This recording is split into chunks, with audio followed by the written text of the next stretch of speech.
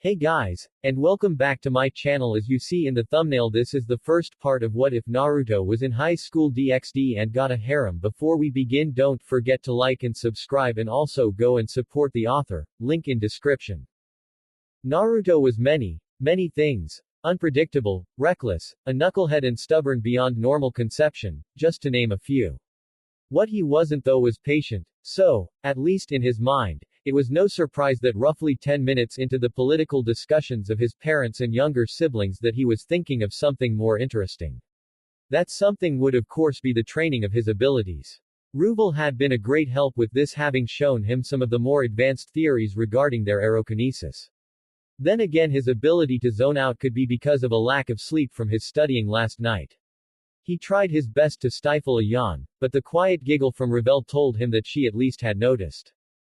"I'm sorry dear, are we boring you?" his mother questioned. Now he was smart enough to know how he should answer, but that didn't stop him from thinking about it for a moment. "No mother, I'm just tired," he replied quickly and spared a glance at his father, who hid a small smile.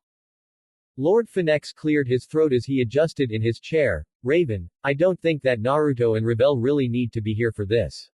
Let them go play."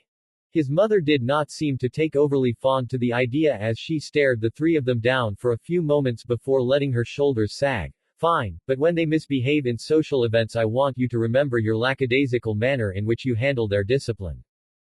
Naruto waited just long enough for his father to wave them off before he jumped out of his chair, leaving poor Riser to his fate. He could guess what the conversation was about anyway. The Grimoire Arys had started to publicly kick up a fuss about being arranged to marry Riser. Now, Naruto loved his younger brother and sister, but even he had to admit that Riser was handling this whole thing very badly.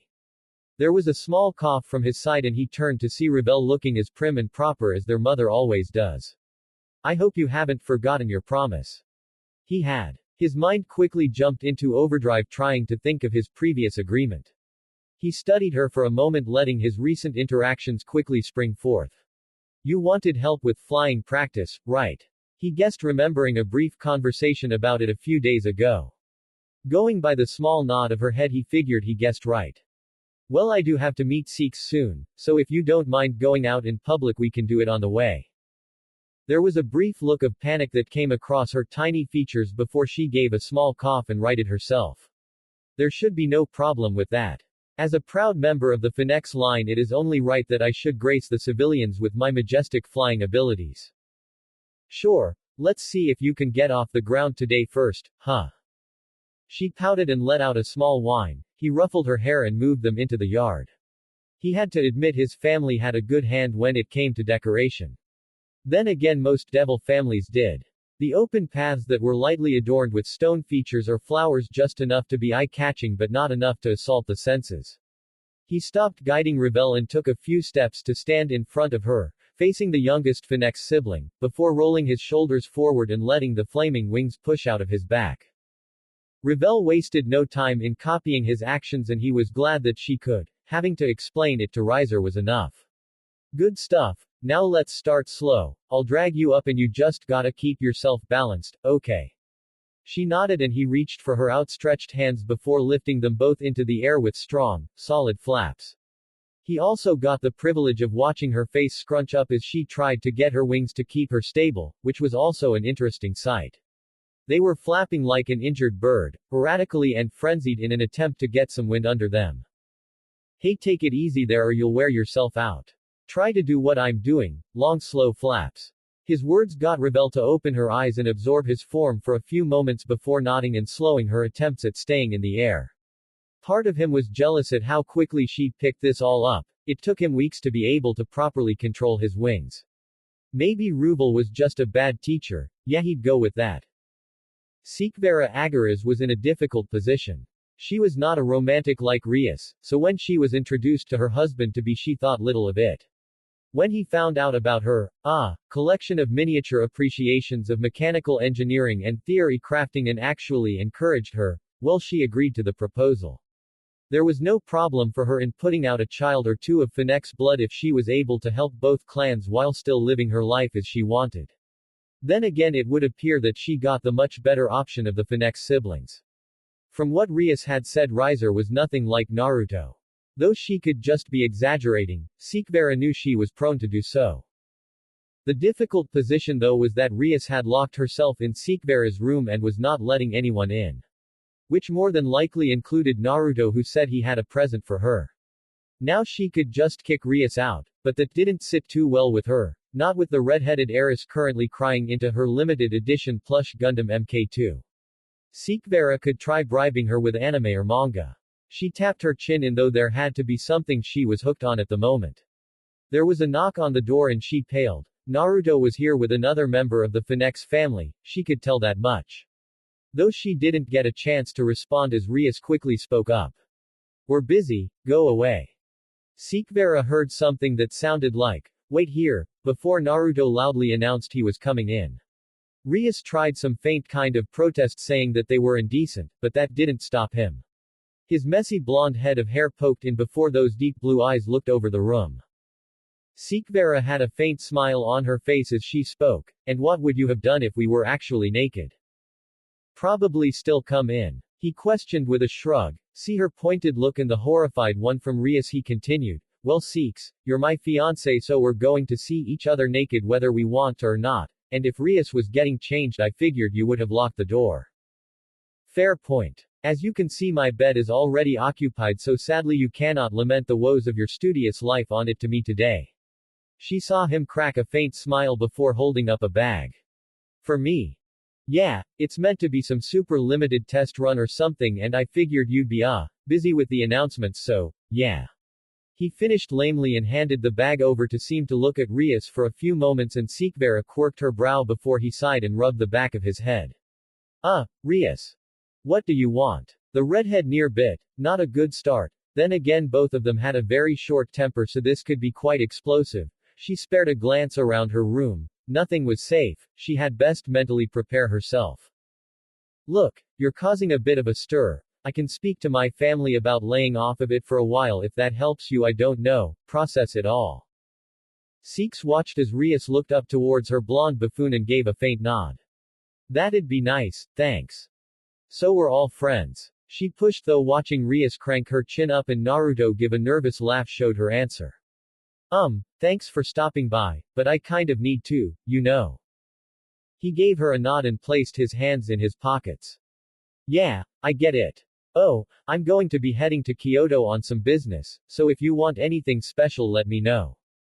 Sikvera tilted her head taut. He sighed and thought about it for a moment before responding, "I'm sure I'll think of something." With that he gave another faint laugh and left, closing the door behind him. She heard a muffled conversation between him and Revel before she felt them leaving. With her attention back, she focused back to Rias, who was giving her the most pointed of stares. "What? You two seem to get along well. We understand that we each have hobbies that the other cares very little about. He is happy doing his thing and I'm fine doing my own." Rias craned her head to the side. "Trade me? No chance." "You sure?" "Very." Sikvera let out a sigh. "You could try to work out a deal with Riser." Rias puffed her cheeks out. "I doubt he'll listen." "You never know if you don't try." She watched Rias sag a little into the pillow fort she was in the middle of making before Naruto came. "Wait," she paused, "I thought we weren't allowed into Kyoto." Sikvera shrugged. "Maybe he got permission after the vampire thing in Tokyo." "Vampire thing?" "Some old vampire showed up and turned a handful of people, and the church was about to get called after the town's exorcist nearly died or something. I probably should have paid more attention now that I think about it." "Lucky." "What?" Rias poked her head out from the pillows and looked at her. "I said he's lucky. I want to study in Japan." "As do I." "Then why did you go with him?" Sikvera gave Rias a flat stare. "Because I have to look after a bratty childhood friend throwing a temper tantrum. Plus, I'm not too sure I'm ready to go on some long holiday with him just yet. The day visits are enough for now." Rias huffed and moved some pillows to block the stare before retreating into her fort, causing Sikvera to sigh at her friend's antics. Naruto rubbed at the back of his neck as he stood before the Torii gates. He had tried to tell the Tengu guards that he was expected. That didn't really stop them surrounding him with their black steel spears. It was a tense situation and Naruto wasn't really the best with those types. They continued to surround him as they waited for the Minister of Domestic Affairs and he started to play with a ball of fire between his hands. He threw it around his body and had it float in the air for a few moments. He noticed some yokai children watching from behind a tree and thought to give them a little show of magic. Thankfully it was not too much longer before a cat-eared man came out with his hands between his sleeves. He looked at the situation and gave a small laugh. I would apologize for the display but it does not seem to bother you. Naruto clapped his hands together and the fire turned into tens of little swallows that quickly flew towards the children and exploded into a tiny shower of fireworks. He watched them giggle and run away before looking back to the man. It's fine. Our factions aren't on the best of terms so I get it. Curious as to why I was called though, no one really wants to explain that Mr. Xupon, and yes, it is a delicate matter, one which we aren't too proud to admit.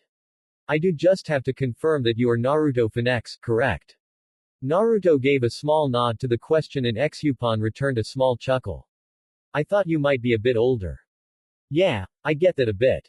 The Tengu are coming with us I guess. Believe it or not Lord Naruto, they are for your protection. Times have been tense. Naruto nodded. The Nekosho incident had severely strained relations with the yokai. I understand. I would like to offer my prayers if time allows. Xupon took a small step. It seems he wasn't expecting that.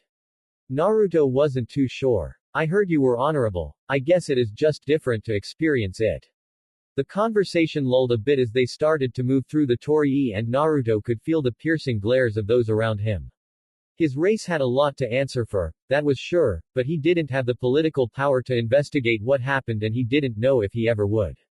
He didn't have too much of an interest in it like Riser and Revel, nor was he drawn to raiding games like Ruble. Honestly he felt out of place among his siblings.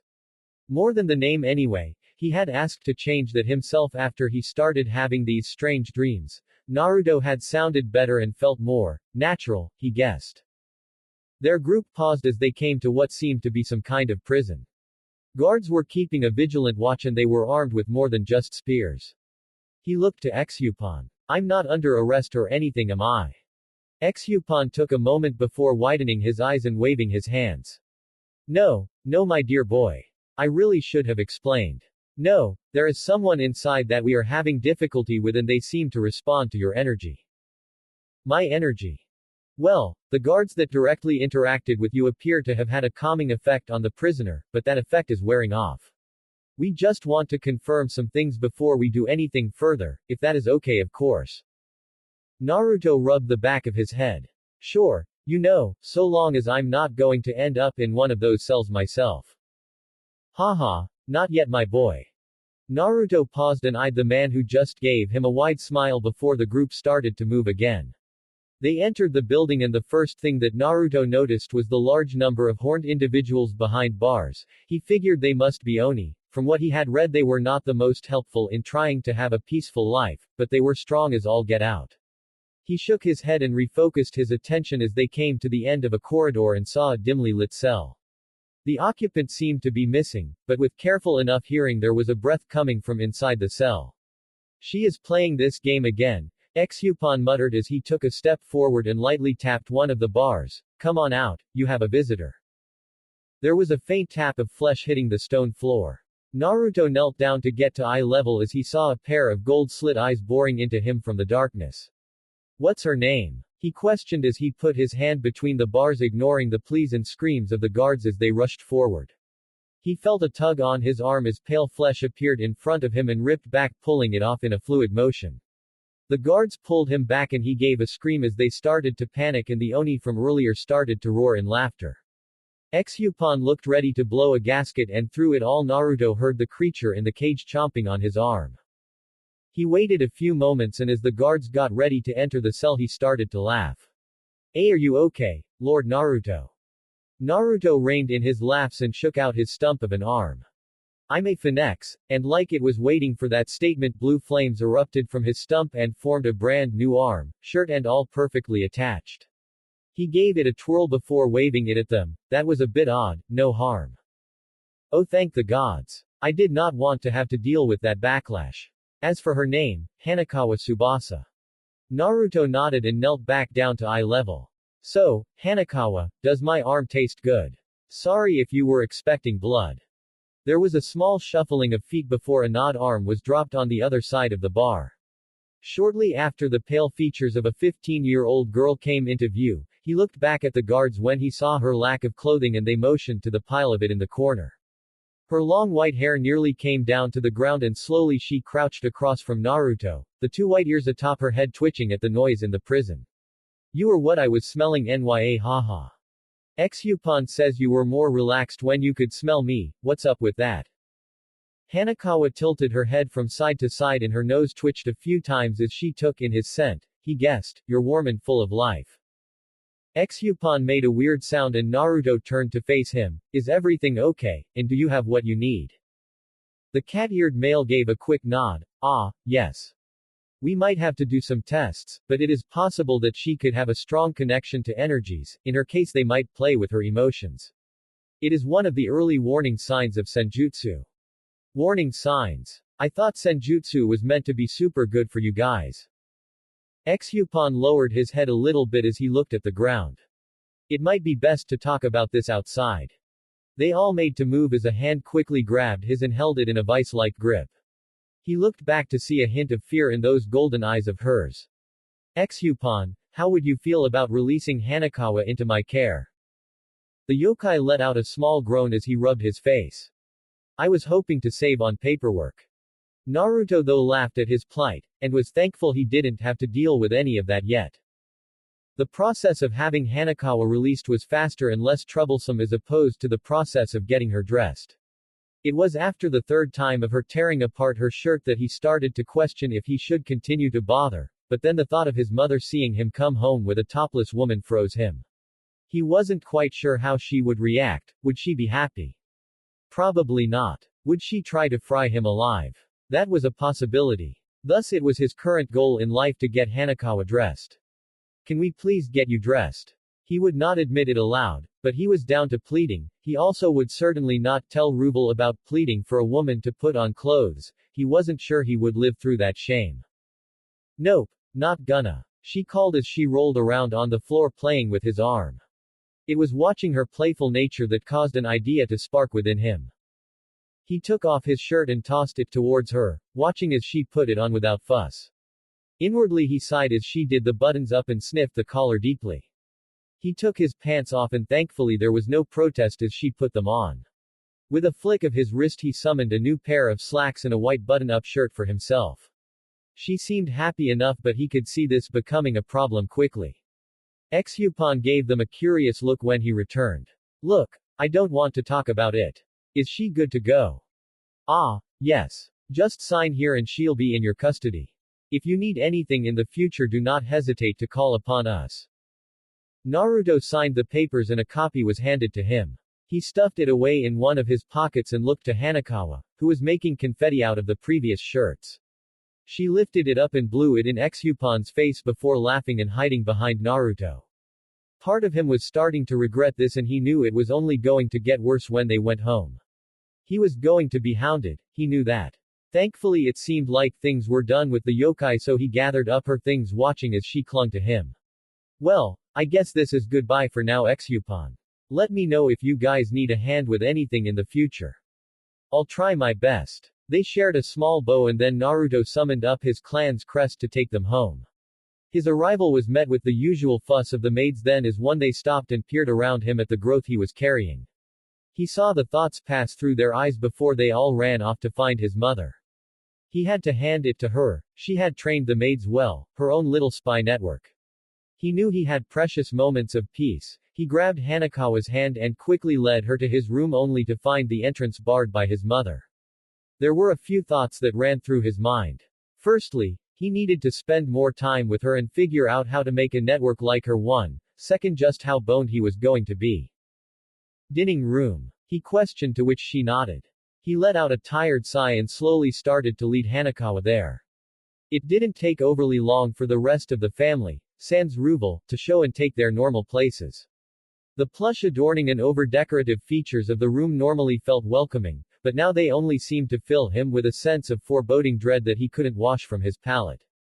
Hanekawa didn't seem to care. She also seemed to have stolen a cooked fish on their trip. He would have to thank the maids when he was done. All eyes were on him. Now I want to start off by saying that I can explain everything. Explain how you brought a cat girl home with you and tamed her in a few hours. This I want to hear, said Riser as he leaned forward a little. His father leaned forward as well. Perhaps for a different reason, but I am also curious, as I believe your mother is also. He didn't need to look in her direction to know a pointed face slowly nodded in affirmation. Okay, well this is Hanekawa. He motioned to the girl in question who put her hands up like paws. The yokai of Kyoto found her rampaging through the streets draining the energy of civilians and yokai alike. He paused and waited for any interjection but none came so he continued. They found that she was much more, relaxed when some of the guards I had interacted with during the vampire incident were watching her so they called me to see if it was a coincidence or not. Turns out it isn't. Though she did rip my arm off. He saw Ravel flinch at the thought while Riser and his father held back laughter. His mother was not. She did not appear to have an impressed bone in her body at this moment. The yokai believe that she is starting to access senjutsu, or a mutation could be occurring within her causing her to experience things like a senjutsu practitioner would. After confirming that my scent seemed to calm her we were planning to leave, but Hanekawa didn't want me to go. I couldn't stay so I asked for her to be released into my care. There will be correspondence between myself on behalf of the finex and the yokai of Kyoto on the matter allowing with home visitations and trips back to Kyoto for both training and check-ups. Naruto finished and looked over his family. Everyone seemed somewhat impressed or interested apart from his mother. He reached into his pocket and produced the paper from earlier. I also had a contract made between the two parties. This is our copy, if you want to check over the details yourself.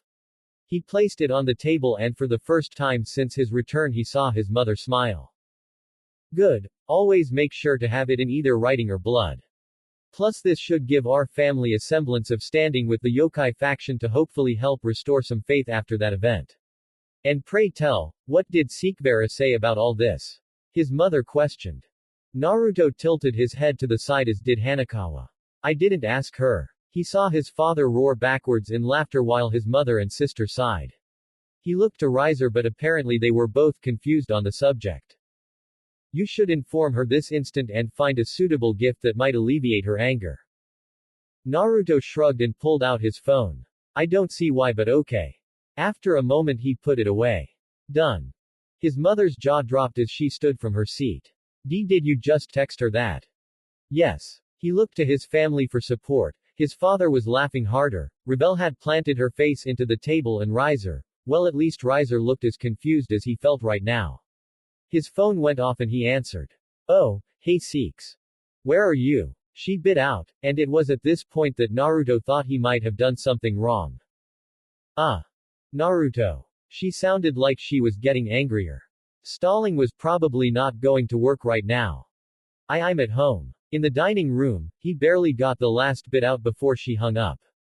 A moment later he heard the maids welcome someone and when he heard her scream for his direction he hung his head. Riser gave a light cough and moved to stand. I don't think this concerns me so if you don't but was cut off by a sharp look from their mother. On second thought this is something I should watch carefully so that I don't repeat Naruto's mistake. He looked to Raven for confirmation and her silent nod was all he needed. The next moment the doors slammed open and Naruto winced. Sekibara gave a brief apology to his parents before she stormed into his face. Now Naruto was not a small man. Approaching 18 he was quite tall for his age and he worked out a fair bit, but under the fiery gaze of Sekibara he felt very, very small. Explain. Now. So he did, everything he had just told his family and then some. That didn't appear to be enough though as she was still glaring daggers at him. I didn't think it would bother you. No, of course I would be fine with you adopting some stray cat girl to take home. Why wouldn't I be perfectly okay with some hypersexualized stereotype living with you? This feels like a trick question. Both of them stopped as Hanekawa rested her head on Naruto's shoulder. He could feel the anger coming from Sekibara at this point. Nay, Naruto, who is this hussy?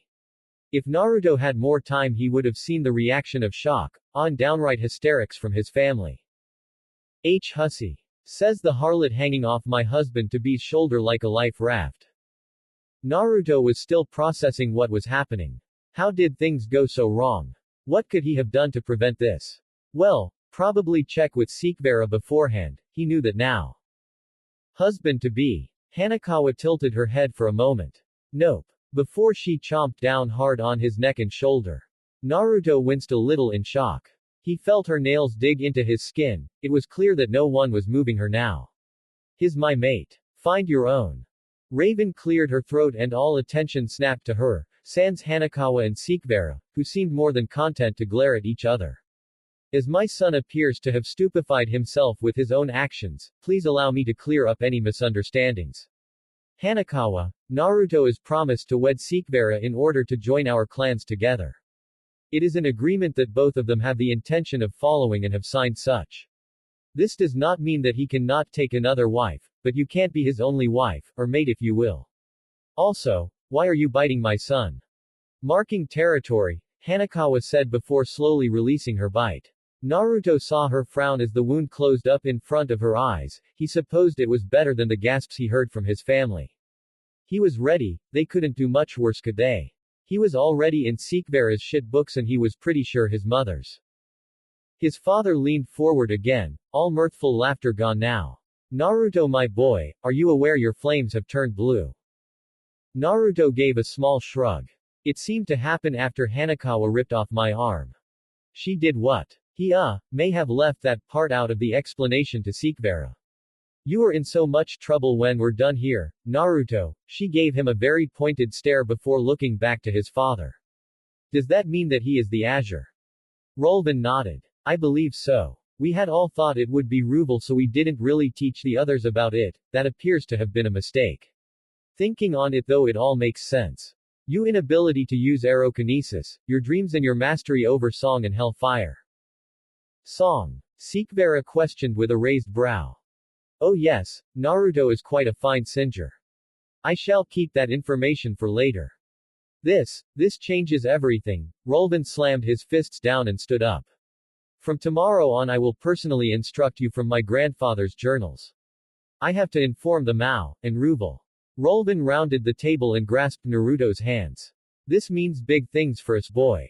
Raven we'll prepare a ball where we announce it to the public. Sekvera, I hope you'll attend. Naruto looked between the two and he caught her gaze and the smirk that wormed over her face. Of course Lord Finex. I wouldn't let my dear husband to be go through such a thing alone. Okay, can we have like a time out? Naruto called, getting attention back to him. Like, I think 3 people here understand what is happening, can the rest of us get an explanation? Sekvera walked forward and gently pinched his cheek. It just means that you've become the hope of the underworld is all. No pressure.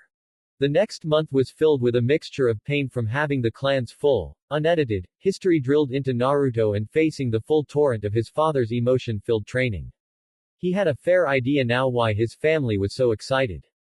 His great-grandfather, Ruxarian, was the first Azure finex, also the first finex, but that was ancient history. It was said that he did not need to shed his tears to heal but rather the spreading of his wings would remove harm that had been inflicted. The journals said it was controllable, the journals didn't say how to. The journals that his father used held actually had very little in them to help with unlocking these abilities, they mostly just contained the abilities and what they were able to do. They were all very impressive, but now he was stuck with learning how to use them, or get them to work even. The only thing that seemed to be innate was his resistance to light-based weapons and holy artifacts. It was not an immunity, as even after holding a silver crucifix for a time it would start to burn, or even reading the Bible would start to give him a serious headache after a dozen or so pages, but it wasn't immediate, which was pretty neat. The journals also stated that this feature was somewhat hereditary, as the earlier Finex clan members still held a slight level of resistance to holy powers. He wasn't super heavy into politics like his younger siblings, but even he knew that he was in danger. He had a plan, though the only problem was that it relied on Sekvera saying yes, and she was not exactly willing to talk to him in private at the moment. Yes, when they were summoned by their clans it was a different story, but just the two of them meeting up outside of that. Not a chance. That was not the only relationship that was strained by all of this. Naruto was named heir apparent and Ruval heir presumptive, as was Riser. They seemed to handle it okay, but there was some tension there that Naruto wasn't sure how to handle. Then there was all this surge of activity had him spending even less time with Revel because just about any free moment he had was devoted to keeping Hanekawa in check or trying to get a hold of Sikvera.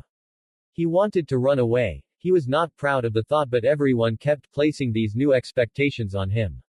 Everyone was telling him what he would do, the things he would bring to their race, to their faction, to their family. He just wanted to spend time with his own. He wanted to do silly bickering matches with Sikhs again. He wanted to flop onto her bed and pointlessly moan about the work he was giving himself while she offered half an ear and even less in words of comfort. It was suffocating. He paused and looked around. A portion wanted to curse himself. He was standing atop the lake where Ruvel had taught him to fly. The damn prick had steamed it so he'd boil a little each time he fell. Now though, without trying, he stood atop the surface. It was an odd feeling, so familiar and yet so distant. He let go of the feeling and felt the water rush past him as he sunk. He closed his eyes and listened as his heart started to slow before stretching himself out and floating to the top on his back. It's a heavy weight, isn't it? Naruto nodded and opened his eyes to see Ruvel standing next to him looking down. Do you want it back? Not a chance. Hell, you've got it worse than I ever did. Gee, thanks. Ruvel let out a small laugh as he took a seat on the water. I feel sorry for you, sounds like everyone has your life made up for you. Naruto gave a small grunt. Still having those dreams of that you that isn't you. Just another wonderful part of being the Azure apparently. A gentle silence blew between the two brothers. Both of them just taking in the sky above, this fake sky that was meant to help them relax. Do you want to, Yano, talk about them? Naruto spared a glance at Ruvel. He was still looking up at the stars above, still maintaining a relaxed position, but he asked a question that no one had yet. He looked to be almost indifferent to everything going on around them, like none of it concerned him. Not much to talk about. I'm an orphan in some kind of village, looks partly military and the school reflects that. They're trying to teach us to be ninja, but I keep failing. Ruvel let out a small laugh, not even able to catch a break in your dreams. Naruto though shook his head. No one expects anything of me, and I kind of like it. There I want to be a protector and here I want to run away from it. It doesn't make any sense. You want to run away? Ah, I shouldn't have told you that. The quiet came back and this time Naruto felt like it was strangling him. He wanted to know what Ruvel would say. What would his brother do? Would he dissuade him? Would he tell their mother? Would he tie him up to stop him from leaving? Why don't you? Ruvel finally questioned. Naruto eyed him again. Whatever he was expecting, that wasn't it. I mean, I did.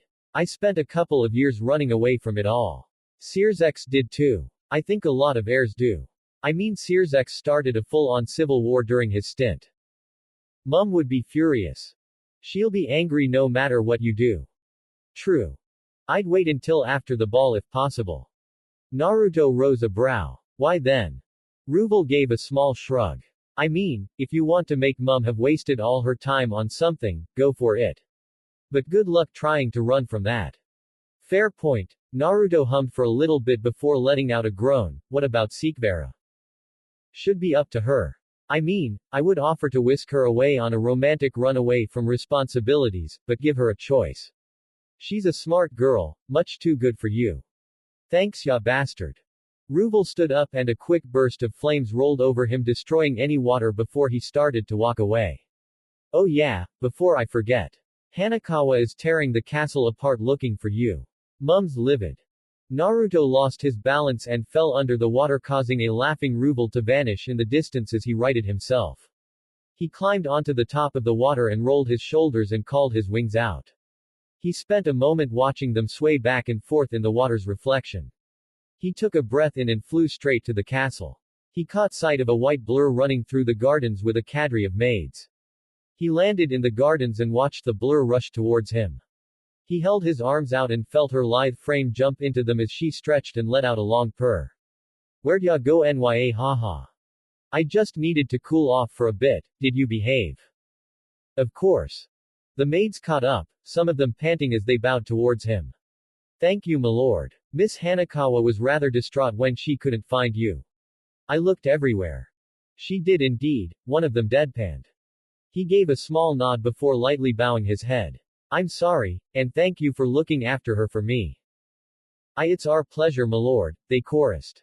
Naruto saw a few of them blushing. He was well aware that the serving staff knew of what he was. Some had become much more friendly with him over the past month. He was pretty grateful to Hanekawa in that regard. She at least kept them out of his room while he was asleep. He turned his attention back to the bundle of energy in his arms. So, ready for some training. Her smile stretching and becoming more feral was the only answer he needed. Sikvera was resting her head on her desk watching her phone slowly vibrate its way towards the edge. It was Naruto calling again. She was still unsure if she would answer or not. She figured if it started to fall she would, if it didn't she wouldn't. She watched it teeter on the edge before it stopped ringing and she let out the breath she'd been holding. Was she still mad? Yes, most definitely, but she was not blind. Because of the contract between their families she was well in the know of what was happening, well at least what her father deemed she needed to hear, and Naruto was under a lot of pressure. He'd been named heir apparent, along with the news of him being the azure slowly starting to spread along the gossip mill. Her father had already informed her that she'd need to take a more definitive position beside him.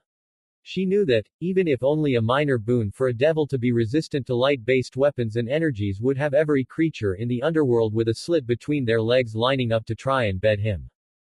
It also helped that he was good-looking, kind, stupid as hell, but kind. He was moronic, downright dense, but she wanted him to just flop onto her bed and scream about the injustice of books again, and she didn't want to see his face anymore. It didn't help that every time she worked up the courage to see him she thought of that cat. Not to mention the rumors she was hearing. Apparently the thing was damn near feral when Naruto wasn't around. Lashing out at everyone and everything until it found him again and strong enough to get Lady Finex to step in a few times. But when she was touching Naruto, her Naruto, the damned cat was as tame as could be. Not to mention that Arys was still bemoaning her engagement to Riser. It had been a month and she was still whining about it. Sometimes Sikvera couldn't believe how childish that girl was, though maybe that's why she was so damn cute. It had been so bad that she hadn't built any models in nearly a week. She was just feeling so listless. Her phone started to ring again and she huffed but reached for it. It wasn't Naruto, it was. Hello Lady Seraphal. Hello Sikvera. All young devils and their peerages are to report to Lilith Town Hall for an emergency gathering. This message will repeat. Sikvera hung up and dusted herself off before giving a small groan. Everyone she was trying to avoid would be there.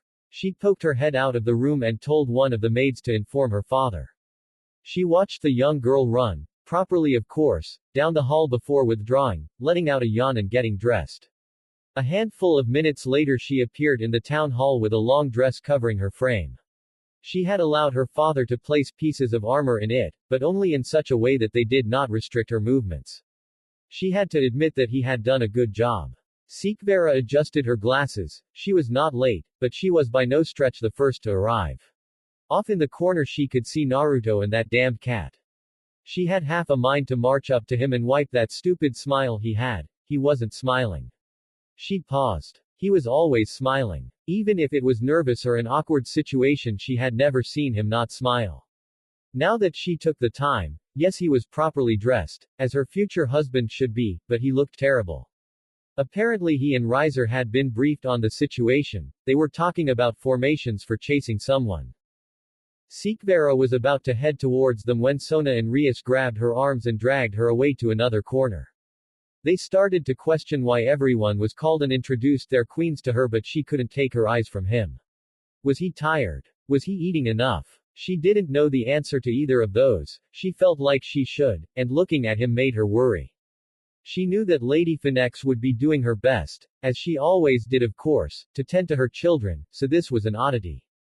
She had been practicing magic, some perhaps unorthodox method of magic with her father. So with a little bit of focus she started to drown out the other noise in the room, trying to reach the Finex brothers to listen in on their conversation. It took a little bit and she felt a minor resistance but not enough to stop her.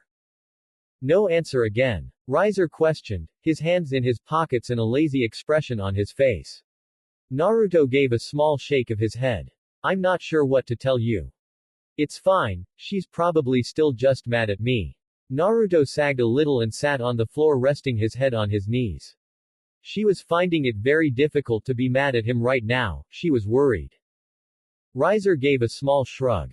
You'll patch things up, just get her something nice again and say you're sorry.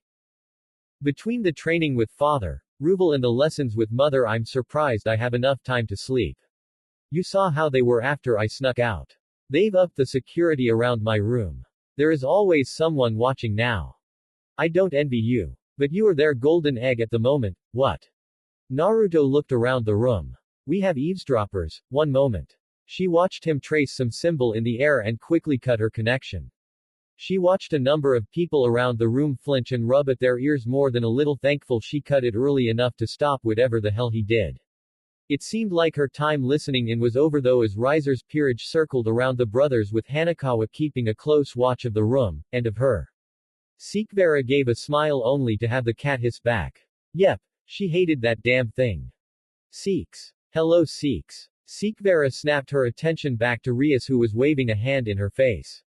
You there? Ah, yes, sorry, I was a little distracted. Arys and Sona shared a glance before shrugging. Anyway, how is your peerage coming along? She gave a small wince. Next question. Sona adjusted her glasses before speaking. I am curious as to how your relationship with Naruto finex is going. Inwardly she groaned. Given what she knew of Searsex and Serafal, it was likely that these two knew what was happening in the Finex clan. I would rather not talk about that in public. It seems that there are people listening in on other conversations in here. Seeks motioned to some of the other devils that were rubbing their ears and a few having burnt hair as well. A shame. Arys has been rather inadequate in providing information on the Finex clan. I figured because you had a better relationship with your husband to be that you might be able to tell us what is happening. They have been unusually withdrawn this past month. Something that my sister has made vocal notes about. I was hoping to be able to get one up on her. Damn it, why was everyone being so pitiful today? She tapped her chin a few times in pretend thought. She could give them something, just a tiny little thing to satisfy them. Lord and Lady Finex invited me to a ball. I think they are still settling on a date, but it could be in preparation for that.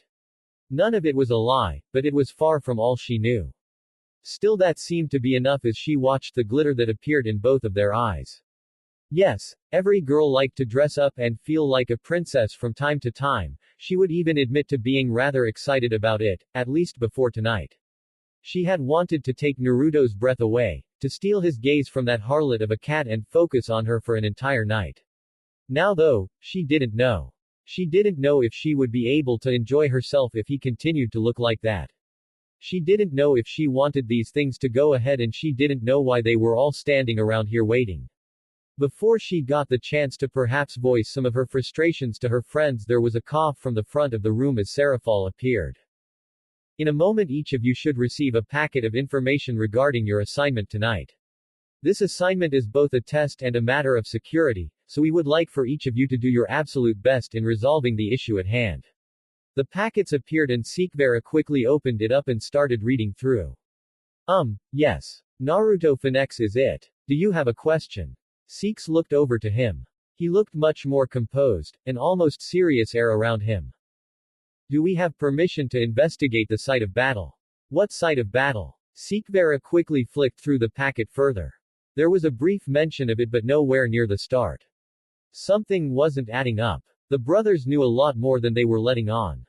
You have all been given permission to investigate locations mentioned in the packet at your own discretion. Any further locations will need to be cleared by a higher authority or the Ami clan. Sekibara was still reading while trying to pay attention to what was happening. It seemed like a yokai had killed their master. Oh, this was not good. Not good at all. After the Nekosho incident, relations have been really strained. This could send things into a very, very bad spiral. Are we permitted to leave now, if we have gathered all that we can from the packet? Of course. With that, the Finex brothers and their servants left. Wait, was the cat a servant? She used Naruto's circle, maybe. She tugged on Sona and Rias' arms. We have to leave now. The Finex brothers know something. They gave her a curious look but agreed. They formed a circle around each other and gathered their servants close before teleporting to the Amy storehouse, which seemed to be the site of battle that was mentioned. There was that familiar lurch in their stomachs as they surroundings almost flashed to something different. Sikvera looked and saw a blue light already fading far in the distance. She made to take a step forward only to hear the sound of a weapon slowly being drawn. I'd advise against that, Carlamine. If Sikvera doesn't put you in the ground, Naruto just might, came the voice of Riser just off to the side, followed by the sound of a blade being sheathed once again. The peerage of Riser walked out into the open with him standing slightly behind them. Are you here to impede us, Riser? Sikvera spoke evenly and clearly. Both of them were aware that Should would one day be a higher member in the Finex clan than him, but the others, they might have guesses, but they didn't need for her to spoil any surprise that may come. No, not you three. Anyone else maybe. But you girls were the quickest. Honestly, just relax for a bit. Naruto and Hanekawa have it covered, doubt you could catch them anyhow. Sik saw that the girls behind her didn't seem too impressed with his words. She wasn't either, honestly. I can find Naruto. Riser let out a small scoff. You can't even find the time to answer his calls. She stepped forward and grabbed the front of his shirt roughly. Brief attention paid to the girls readying to fight behind her and his peerage ready to defend. She leaned in close enough to whisper. Is there something you want to say? She saw him go to roughly grab her hands but stop at the last moment. There are a lot of things I want to say. Now I don't know what has your no doubt expensive panties in a knot, but, for some stupid reason you seem to be able to fix issues with my brother, and he has a lot right now. She relaxed her grip a little and he pulled his shirt away, fixing it and smoothing it out before roughly coughing into his hand. If you want to chase them, best of luck, cuz I stayed behind to not slow them down. He stood aside and opened the path for them. Sikvera looked back to Rias and Sona. She wasn't sure if they would follow her or not, and she wasn't sure if she wanted them to or not. Taking a breath in, she shot out in the direction she saw Naruto heading. Hanekawa had been able to pick up the scent of a female nekosho the moment they landed. With a quick nod to Naruto, she took off at her fastest along the ground. She could feel him watching from above as she jumped over tree roots and dived through bushes. She felt the clothes she was wearing catching on something, but she kept pushing forward. He wouldn't be too happy that they got destroyed again, so she needed to make sure she caught this person, because when he was happy she got to sleep in her clothes pile and play in his room. He had lots of cool things in there, lots of books too, but she wasn't allowed to play with those. Then there was that Seek, whatever her name was. She was making her mate sad. Hanekawa didn't like how he felt when he was sad. He should be happy, he has her after all. Maybe she'd give him cuddles tonight. She always felt better after pats and scratches. Oh, and fish. Maybe she'd get him fish. Wait, what was she doing? Oh, nekosho. Oh, she's slow. He would be happy that we're catching up. He should be happy. Hanekawa will catch her for him. Kuroka let out a shaky breath as she steadied herself against a nearby tree. That prick from Amy got what he deserved, but she knew there would be backlash. She dropped Sharon off somewhere safe and ran as hard as her senjutsu-powered legs would take her. But now she was running short of breath. She stretched her senses out and felt something coming. She wasn't sure what it was, but it was a raging storm of emotions. It was fast. It was gaining on her. She started to run again and felt her muscles burn. She couldn't keep it up for long, but if she could pass into no man's land she might get a reprieve. No, it wasn't possible. Whatever was on her tail had picked up its pace. Kuroka broke into a clearing and tried to set up a trap, but it was too late. She could feel it. She looked up and saw a pair of glowing golden eyes piercing through the shadows of the trees. A nekomata. But as he crept forward on all fours, a teen, maybe her age, in lingerie and nothing else, she felt something was wrong. There were no tails. Every fiber in her body screamed for her to run, and she took a step back. The creature took one forward. It was watching her, it was waiting. She turned, sprinting, maybe she could break away. There was a strong thud before nothing, she couldn't hear another impact. Then she felt it. The creature was on her back. She made to rip it off only for lightning to surge through her body. Her strength. It was sucking her senjutsu away. She felt herself growing weaker and weaker as a blue glow appeared overhead. It faded like the pain surging through her. Only the pain kicked back up as this creature's claws sunk into her flesh and she felt it bite down on the back of her neck. She was done for. They caught her so quickly. They'd kill her. They'd kill Sharon. No, Sharon was safe. She had to be safe. Kuroka Tuju. It was a male voice, not coming from her neck. The one that landed must be the one speaking. You've put me in a very difficult position. Sorry. Do I know you? Ah, hey. The bit on her neck tightened and she winced. You don't. But I am trying to repair the relationship between yokai and devils after the Nekosho incident. This doesn't help. She knew it didn't, but she couldn't just do nothing. I just kill me. There was a pause. Why were they making her wait? Was it torment her? If so, that was cruel. She braced and continued to brace, but it never came. She felt the piercing clamps on her slowly release along with the teeth in her neck. She tastes yucky. Normally Kuroka would refute that, but right now she was just confused. She slowly sat up and looked at the slender girl who was stretching out. Nya haha, you lost. I'm the better cat. She had a very proud look on her face. It was the blonde that was still watching her that was currently giving her the chills though. He looked gaunt, young but gaunt. His eyes thinking, she'd seen the look before and it wasn't always good. Hanekawa, what did she feel? He spoke. While calm there was a tension in his voice. He guessed the cat-like thing was Hanekawa as she perked up at her name. Fear, lots of fear, but she wanted to protect something too. Could this thing read her mind? Yep. Now she is confused and aroused. She was not. Okay, maybe a little, tiny, minuscule amount. I think that's enough, Hanekawa. The cat tilted its head to the side and gave a wide smile. Okay. One thing Kuroka was taking away from this situation was that whatever that thing was, it wasn't natural. She can feel it, but at the same time she feels like she can't. She had sensed a lot of things through senjutsu and that creature was almost like it was senjutsu. Energy given form. She swapped her gaze back to the male. Whatever he was, despite how he looked he felt full of life, full of warmth. In another situation she might find herself melting from the proximity but she was too tense. Ready to try and fight if need be. He looked to Hanekawa and she nodded. Lots, maybe 10 or 15. He let out a groan and then Kuroka felt it.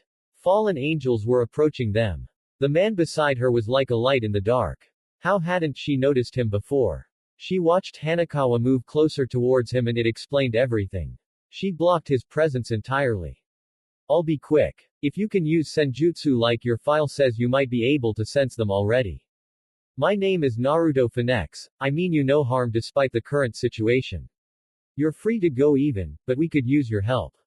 I won't fault you for running, and I would even strongly encourage it if other devils appear. But like I said, I want to rebuild relations with the yokai and this situation feels wrong. There was an air of sincerity about him and Kuroka nodded, she understood what he meant. He'd try to help but if other devils showed up he would do what had to be done. She wanted to run. She really wanted to run. She blinked as she felt her energy coming back and her wounds closing up. There was faint little blue motes drifting from Naruto and landing on her skin. Sorry, I'm not very good at it, he said with an uneasy smile. To her though, it washed away her fear. He was risking himself to help her. He had no reason to. She stood up and channeled her energy again, he had given her a lot of it back. She quickly started to mix it with senjutsu whether she ran or fought it would be helpful. Just as she finished she felt the fallen arrive. They were really outnumbered. She could take 2, maybe 3, but with this many she didn't know if she'd even get that. One stepped forward, she guessed it was their leader. They had black hair that was slicked back and a pair of sharp glasses resting on their nose. That sense of dress, the pompous face, hair and that attitude. Well ladies and gentlemen, I think we found ourselves a finex on a midnight stroll with some cat girls. Look, one is next to naked and the other is covered in dirt.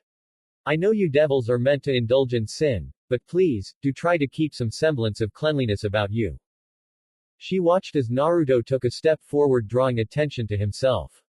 Oh look, another fallen angel that thinks he is special because daddy kicked him out of their little club. Now, I know you guys aren't the smartest bunch, that's why you fell right.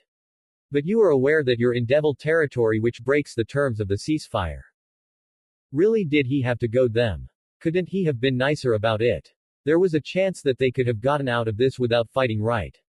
When she saw the spears of light charge up all around them, she knew the chance was over. She really wished she had ran while she had the chance. Wow, a devil with a sharp tongue, how unique. It's fine though, I mean once you're gone we were never here. I don't see a problem here. There was a pause as the leader looked around. Do it. And the spears flew towards them. She braced herself, closed her eyes and tried to put up a defense, but they were fast. She was dead, they were dead. This sucked. She wouldn't see Sharon again. But it never came, there was no burning. It was warm, yes, but there was no pain. She creaked an eye open to see a dome of blue flames around them. She looked to the blonde, his hand pointed at the ground where a faint trail lay. Hanekawa, you have my permission to kill them if you must, all but him. Naruto pointed his hand up at the glasses wearing Fallen before giving them both a thumbs up. Kuroka watched her get low to the ground as her smile became feral. The fear was back, it was so back and much worse than before. The dome dropped and she vanished in a white blur. Naruto spread his wings out and she was in awe of their brilliant color. He turned to face her and smiled. Remember what I said, and good luck, he said before flying up into the air. The Fallen tried to swarm the two, but she was not forgotten as a handful came after her. They were weaker, she was grateful. She dodged the one that lunged at her with a spear and tried to swat his back with a ball of Yujutsu, but another got in her way. She managed to get out of the way, but her clothes got further torn. Much longer and she'd look like Hanekawa. Without wasting another moment she jumped to the side and landed a kick on her third assailant, watching him double over.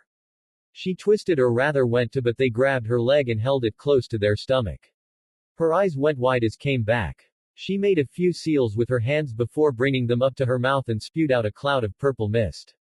They tried to back away, but the one holding her leg wasn't fast enough. It sounded like he got a good breath or two by the coughing. Okay, she was doing good. Damn, this was getting her blood pumping. The mist dissipated and the two remaining ones closed the distance. It seemed they weren't going to come one at a time anymore. She hated it when villains started to learn. Was still doing their thing, but the one behind them was throwing out smaller spears of light to stop her from forming hand signs.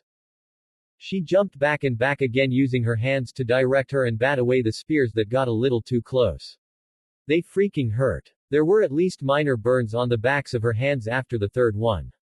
On her fourth jump she found a tree and widened her eyes. Lunji seemed happy as he sped forward with a sharp thrust. She twirled around the tree and heard his spear impale it. She pushed off the ground and slammed her fist into the tree as hard as she could, getting the crack she was looking for as it fell towards the Fallen. Kuroka didn't check to see if she hit with the tree and instead rushed throw McDouchebag at the back. His spear turned into a sword and he moved to meet her. She quickly formed an orb of Yujutsu that turned into a rod of earth. It was heavy, but she swung it as the sword dude did and watched it shatter. She'd planned on that and thrust the now jagged edge forward into his chest. He started to gargle up blood and she wanted to vomit. She'd seen enough of it tonight. She didn't want to see any more. She took a step back and her arms were quickly grabbed. She widened her eyes in shock. Got you now, bitch. Don't miss this time. Kuroka looked over and saw the man that was coughing earlier slowly move towards her as he summoned a sword of light. Man, she really should have run. Why did she stay behind? Was it that damn smile? No, she refused. She locked eyes with melty face as he inched closer. It felt like it wouldn't end. She struggled in the grasp of Lunji, but he wouldn't budge. Then she saw it, almost like blurred pictures. There was a flash of white before a spray of red as Melty's head was ripped off. She couldn't hold it and barfed, right over Lungi's shoes. Then she heard a crack and the grip loosened on her. She looked back and saw Melty's face embedded in Lungi's head. She barfed again. She looked up to Hanekawa, who tilted her head at her. There was blood all over her hands and her feet, but it didn't appear to be her own. She looked around the field and it was littered with scenes of destruction. Then she felt it. There were more devils coming. She took a breath and steadied herself as she stood. Tell your master I won't forget what his aid here. Hanekawa gave a stern nod before smiling. I am best cat though, nya ha ha ha. Before she took back off into the fight.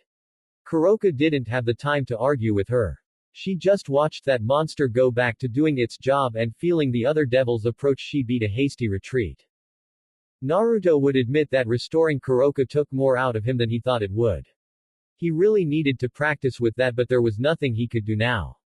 Hanekawa, she was strong, he would have to trust her to be okay, the same with Kuroka. It looked like he drew the short straw here. There were only 3, but each had 2 sets of wings. They weren't the regular small fry he had run into before. Riser was pretty far away, he would need to stall for a bit.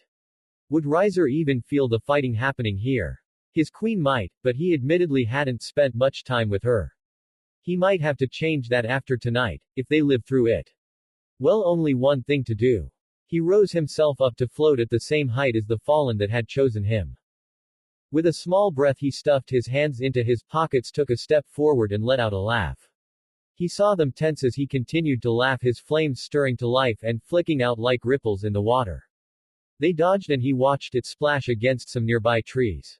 He'd really been hoping to maybe catch one of them, but it'd have been an odd enough display in his energy for anyone to want to investigate if they were looking. You plan on laughing us to death, little finex. Naruto withdrew his hands from his pockets and looked them over. You would honestly be surprised at how often that works. Maybe I should have waited until you tried to rush me, you guys are faster than the others. He bounced lightly on his feet before doing a quick spin in the air. He tried to aim, well, more like avoid certain areas as he sprayed out tiny orbs of blue fire that shot through the air like bullets. He wasn't sure if he hit anyone, but he had avoided Kuroka and Hanekawa. Nope. Judging by the burnt body Hanekawa is holding up, he hit one. He didn't give those around him a moment to think as he shot forward at Glasses with a blue flame coating his fist. Glasses summoned a sword of light and moved to stab the hand. Naruto saw his eyes go wide as the blade bounced before his fist connected and cleaved out a portion of his stomach. The other 2 quickly moved to pounce, forcing him away before he could get a second hit. Shit, he needed Glasses alive. No, just one of them. So long as he kept one of them alive it was fine. Each of them took a slice at him and he narrowly dodged between the 2 blades before throwing a kick out at one. They blocked it with their arm and he saw them flinch from the impact. The other wasn't giving him much room though and quickly made to stab again. Naruto reached around and grabbed the wrist before flipping over him and kicking him towards his friend. He reached behind him and summoned a ball of fire. He quickly made it smaller to try and keep one around, and threw it at the pair, watching it explode and send them into the trees. Now he had the choice. He could go for Glasses, or he could go for the 2 to confirm what happened. He knew what he needed to do and quickly gave chase. He covered his fists in fire before he dropped to the ground, dodging 2 spears of light that were thrown his way. He jumped forward and met a sword of light mid-swing with his fist while another tried to pin him from behind. He pulled his energy to his back and let it explode like a more violent way of drawing out his wings. It launched him forward against the fallen in front, pushing his bunch deeper into the sword while the one behind was caught in a surge of blue flames. He punched, blocked, kicked, let out a flame burst and countered. It repeated, again and again. He was starting to get tired. They had to be, but he needed to be faster, he needed to be stronger. He wasn't allowed to lose, not anymore. The stalemate of continuous back and forth continued for what felt like hours and he couldn't tell how much time passed, but then it changed. There was an explosive light-based energy from where he had left Glasses. He couldn't feel Hanekawa and was that Sekibara. She was scared and then, nothing. Something inside of him stirred, a hot boiling surge of fire as time slowed. He took in the position of the 2 fallen with him and took a small step to the side, drawing them closer together before rearing his fist back and launching it forward with a roar. Sekibara could feel that something was wrong. The air had this nasty sting to it as she approached. There were signs of destruction everywhere in the small clearing. It was littered with bodies. She quickly scanned it before finding a sign of movement and her heart fell to her stomach. There was a fallen angel with 6 wings standing over Hanekawa as he pulled a spear of light from her chest. He looked like he hadn't come out of it for free, but Seeks couldn't move. Yes, she hated the cat, at least she thought she did, but this felt so wrong. She watched Hanekawa try to claw him, but he shook her off before delivering a sharp kick to her head. There was a crack.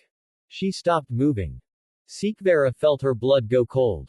No, just no. It didn't make sense. Why were the fallen here?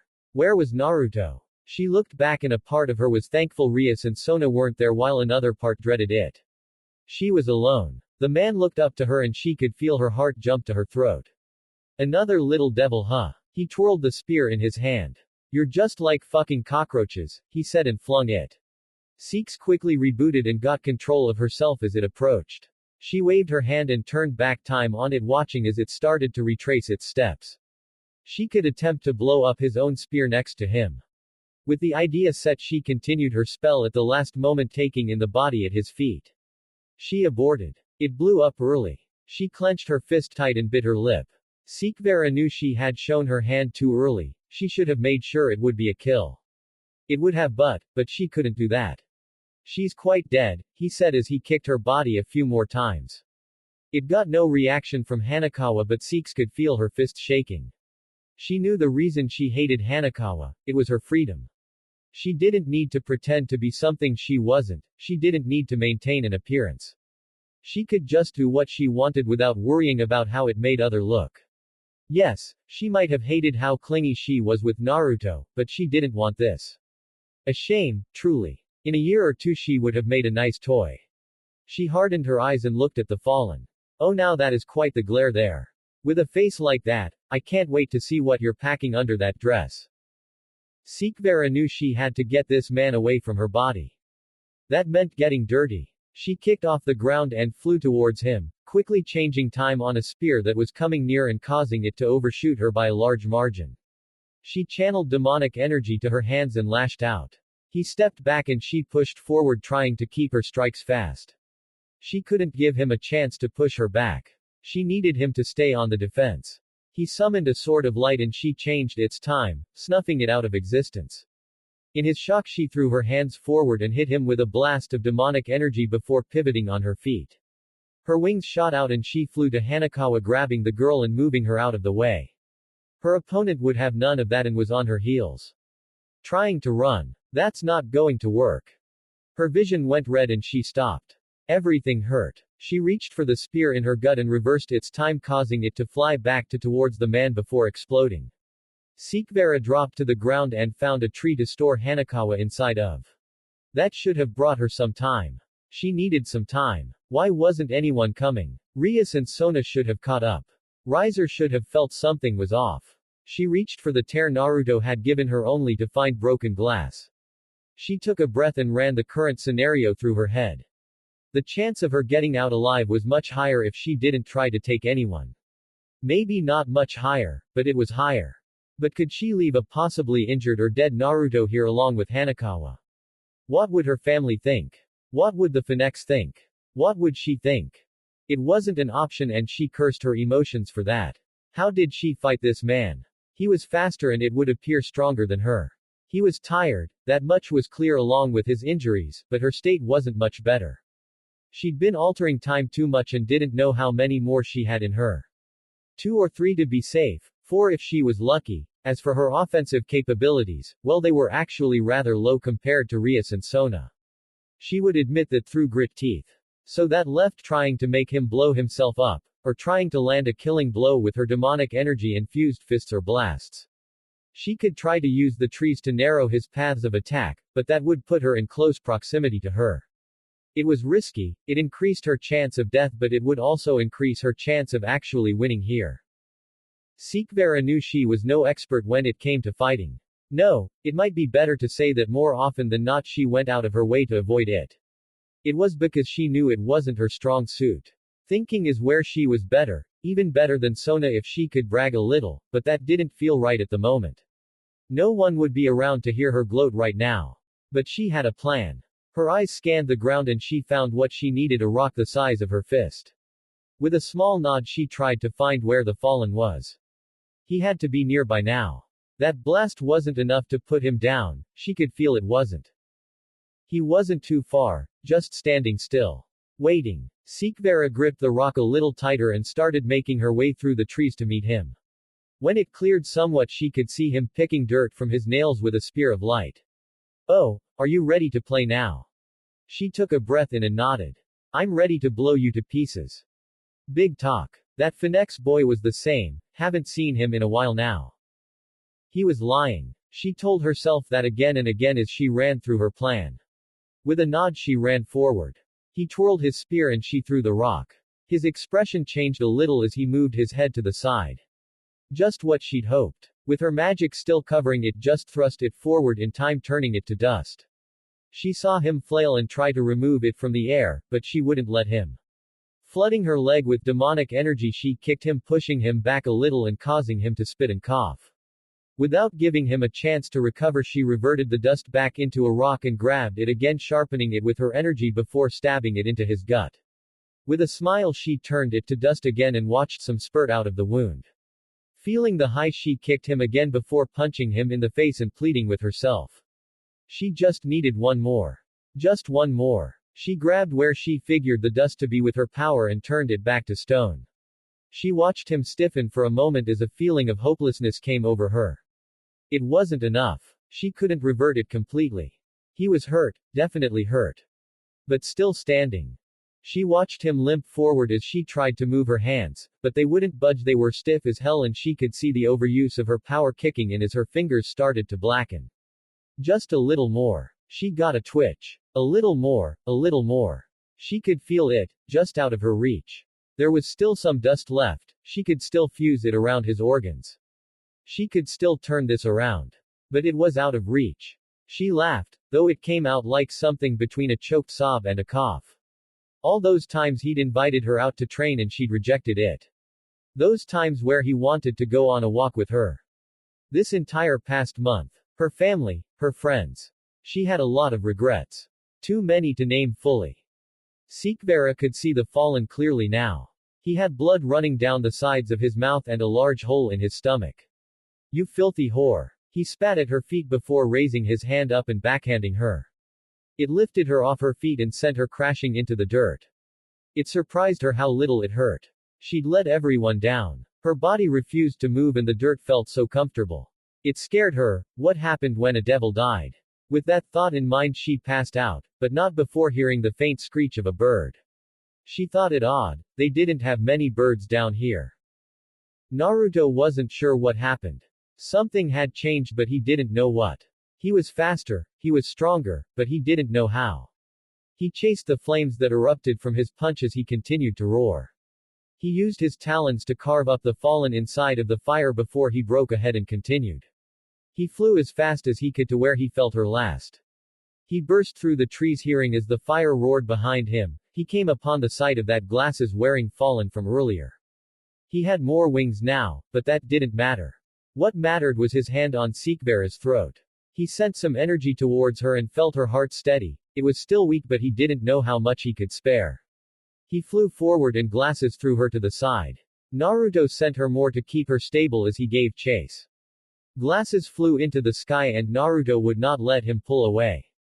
He opened his mouth and let out another roar, watching a blast of blue-white flames shoot out like a laser.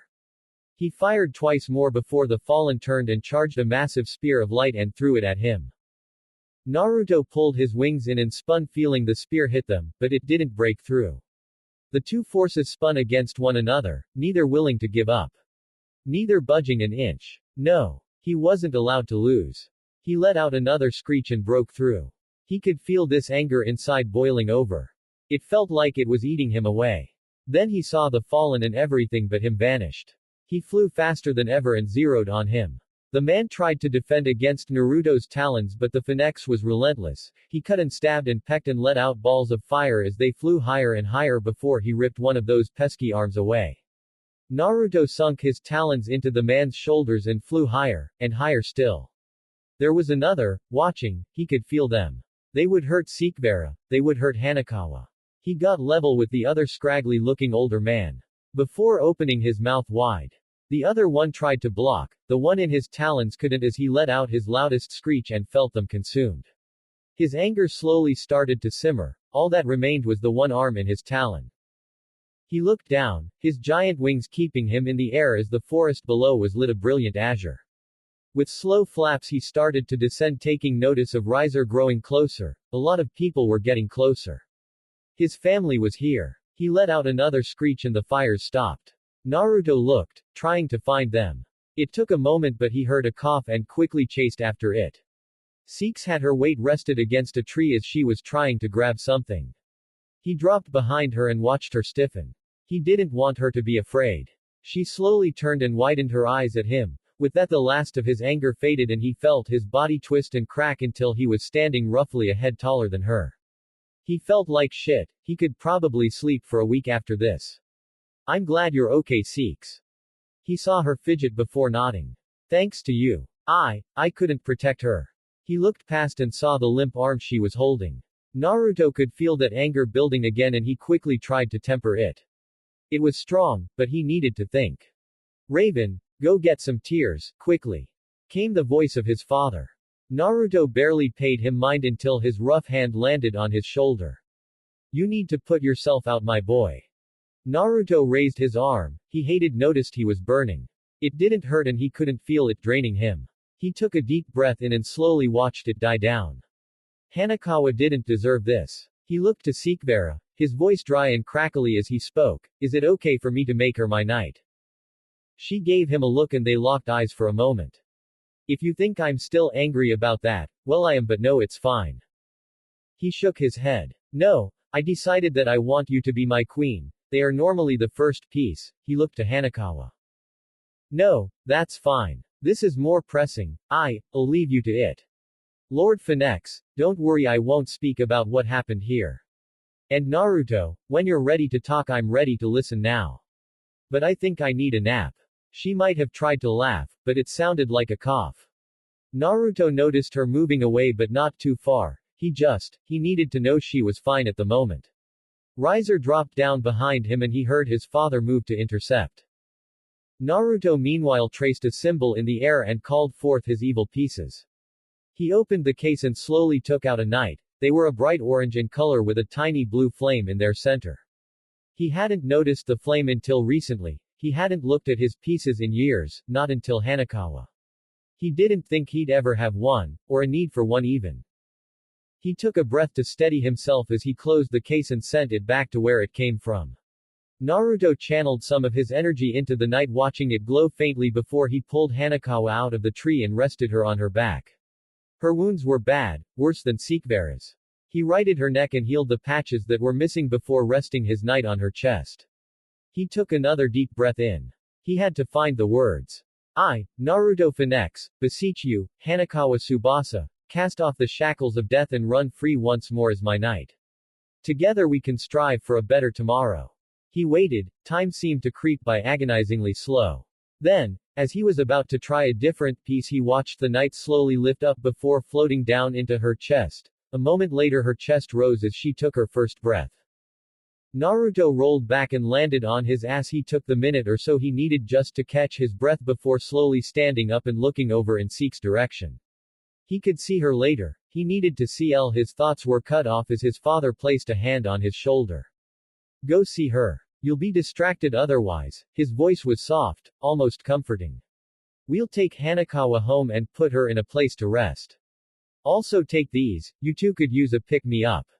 He placed 2 vials into Naruto's hand before slowly closing it. Naruto turned around and saw that his family, minus Revel, were all there. Ruvel and Riser both had their peerages out. The 2 brothers had an angry look on their faces as they barked out orders before looking back at him and giving faint smiles.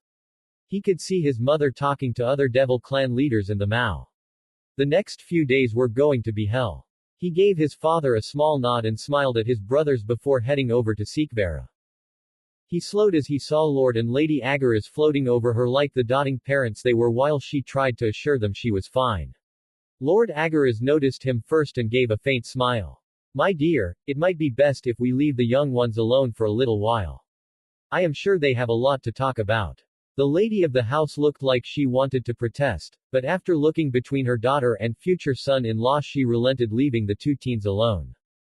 Naruto managed to pull himself over to the tree she was sitting against and slowly let himself slide down to sit next to her. For you, he offered her one of the vial while he downed the other himself. He no longer felt dead tired, just tired. He watched her wince and slowly rub hers into her stomach. So. That was a hell of a first date. She turned and looked at him with those pink eyes of hers. Excuse me. Well, it's just that it was the first outing we've really had that wasn't organized by our clans. She was quiet and Naruto could see her thinking. I refuse. You refuse. Yes. I refuse to accept that you believe this to be our first date.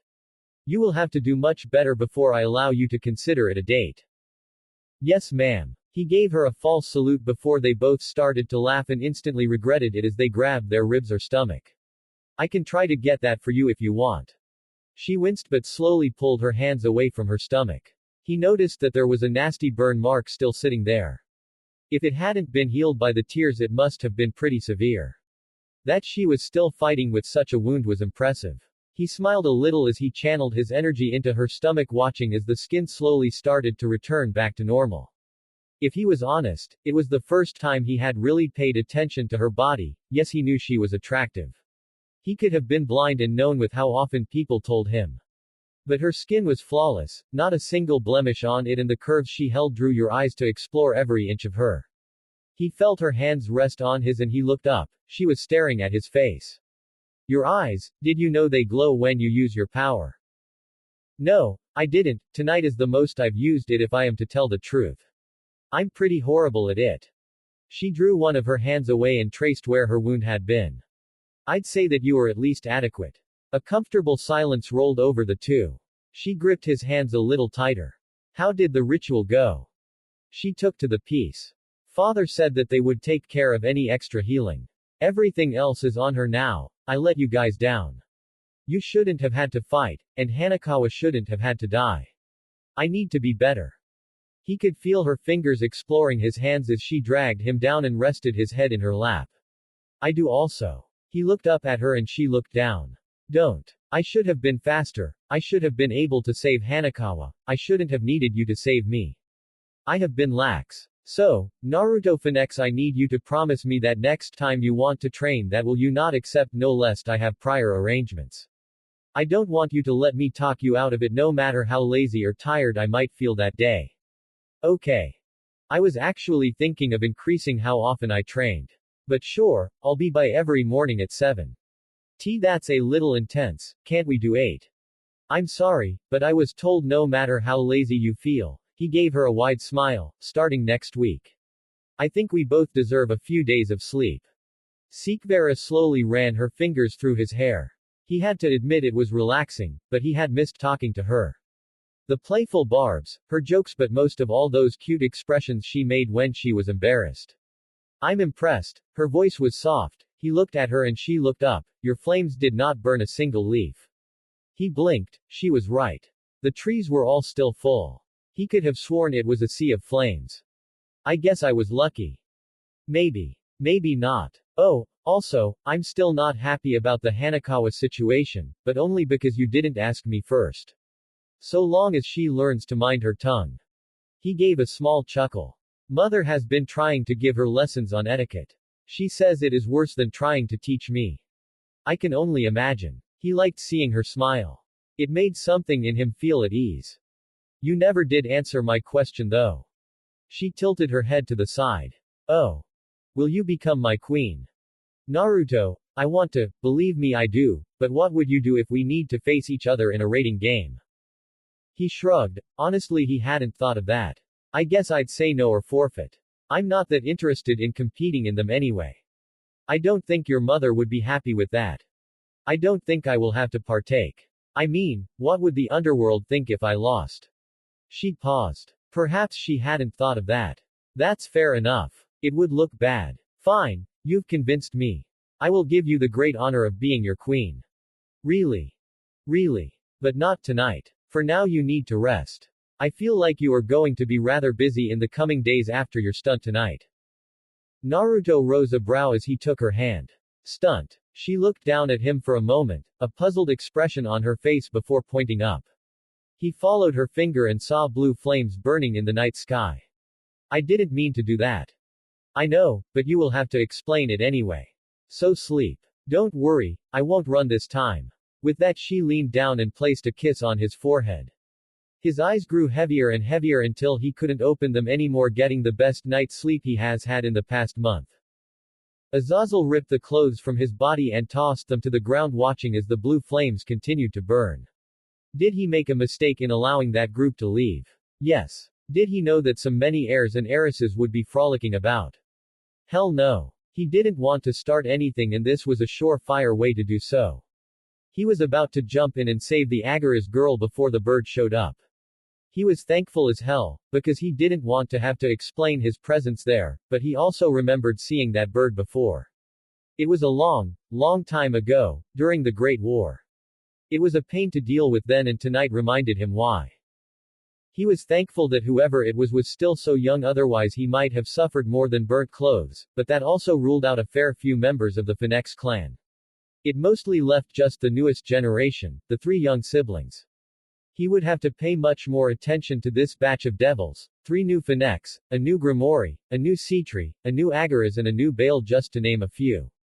Actually, if he was remembering right, the finex brothers were already engaged to the grimoire girl and the Arys girl. Oh, a smile slowly crept across his face. Could it have been the middle brother so ferociously defending his would-be wife? That would be romantic. He'd have to try and pry when he gave his apologies to the families involved. This decade was looking to be a lot more enjoyable than the previous few. Hanekawa looked at her palms while she furled and unfurled them. Something was different but she wasn't quite sure what it was. She felt stronger, but also not. She felt tired, but also awake. She noticed that someone had dressed her and judging by the smell it was either Lady Finex or Revel. She liked them, but Lady Finex could be real scary. She grabbed the throw blanket on her lap, got out of bed, and moved around to stand beside her blonde hero. She draped the blanket over his shoulders and left him to sleep as she gently closed the door to the room. Normally she would sit there and poke his nose until he woke up, but for some reason she didn't feel like doing that. Instead she wandered through the castle. There were a handful of maids still on duty who gave her strange looks but she just continued to walk.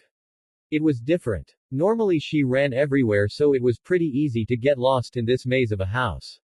She still got lost a number of times before finding the room she was looking for. She opened the doors and saw there were some people inside. Hanekawa had seen them around, normally near Riser. She didn't know most of their names though. Well, there was Yulu, she knew that one, and Riser. That was enough. She walked between the spars that were happening before landing next to the younger finex. He seemed to be watching them. Oh, were they training?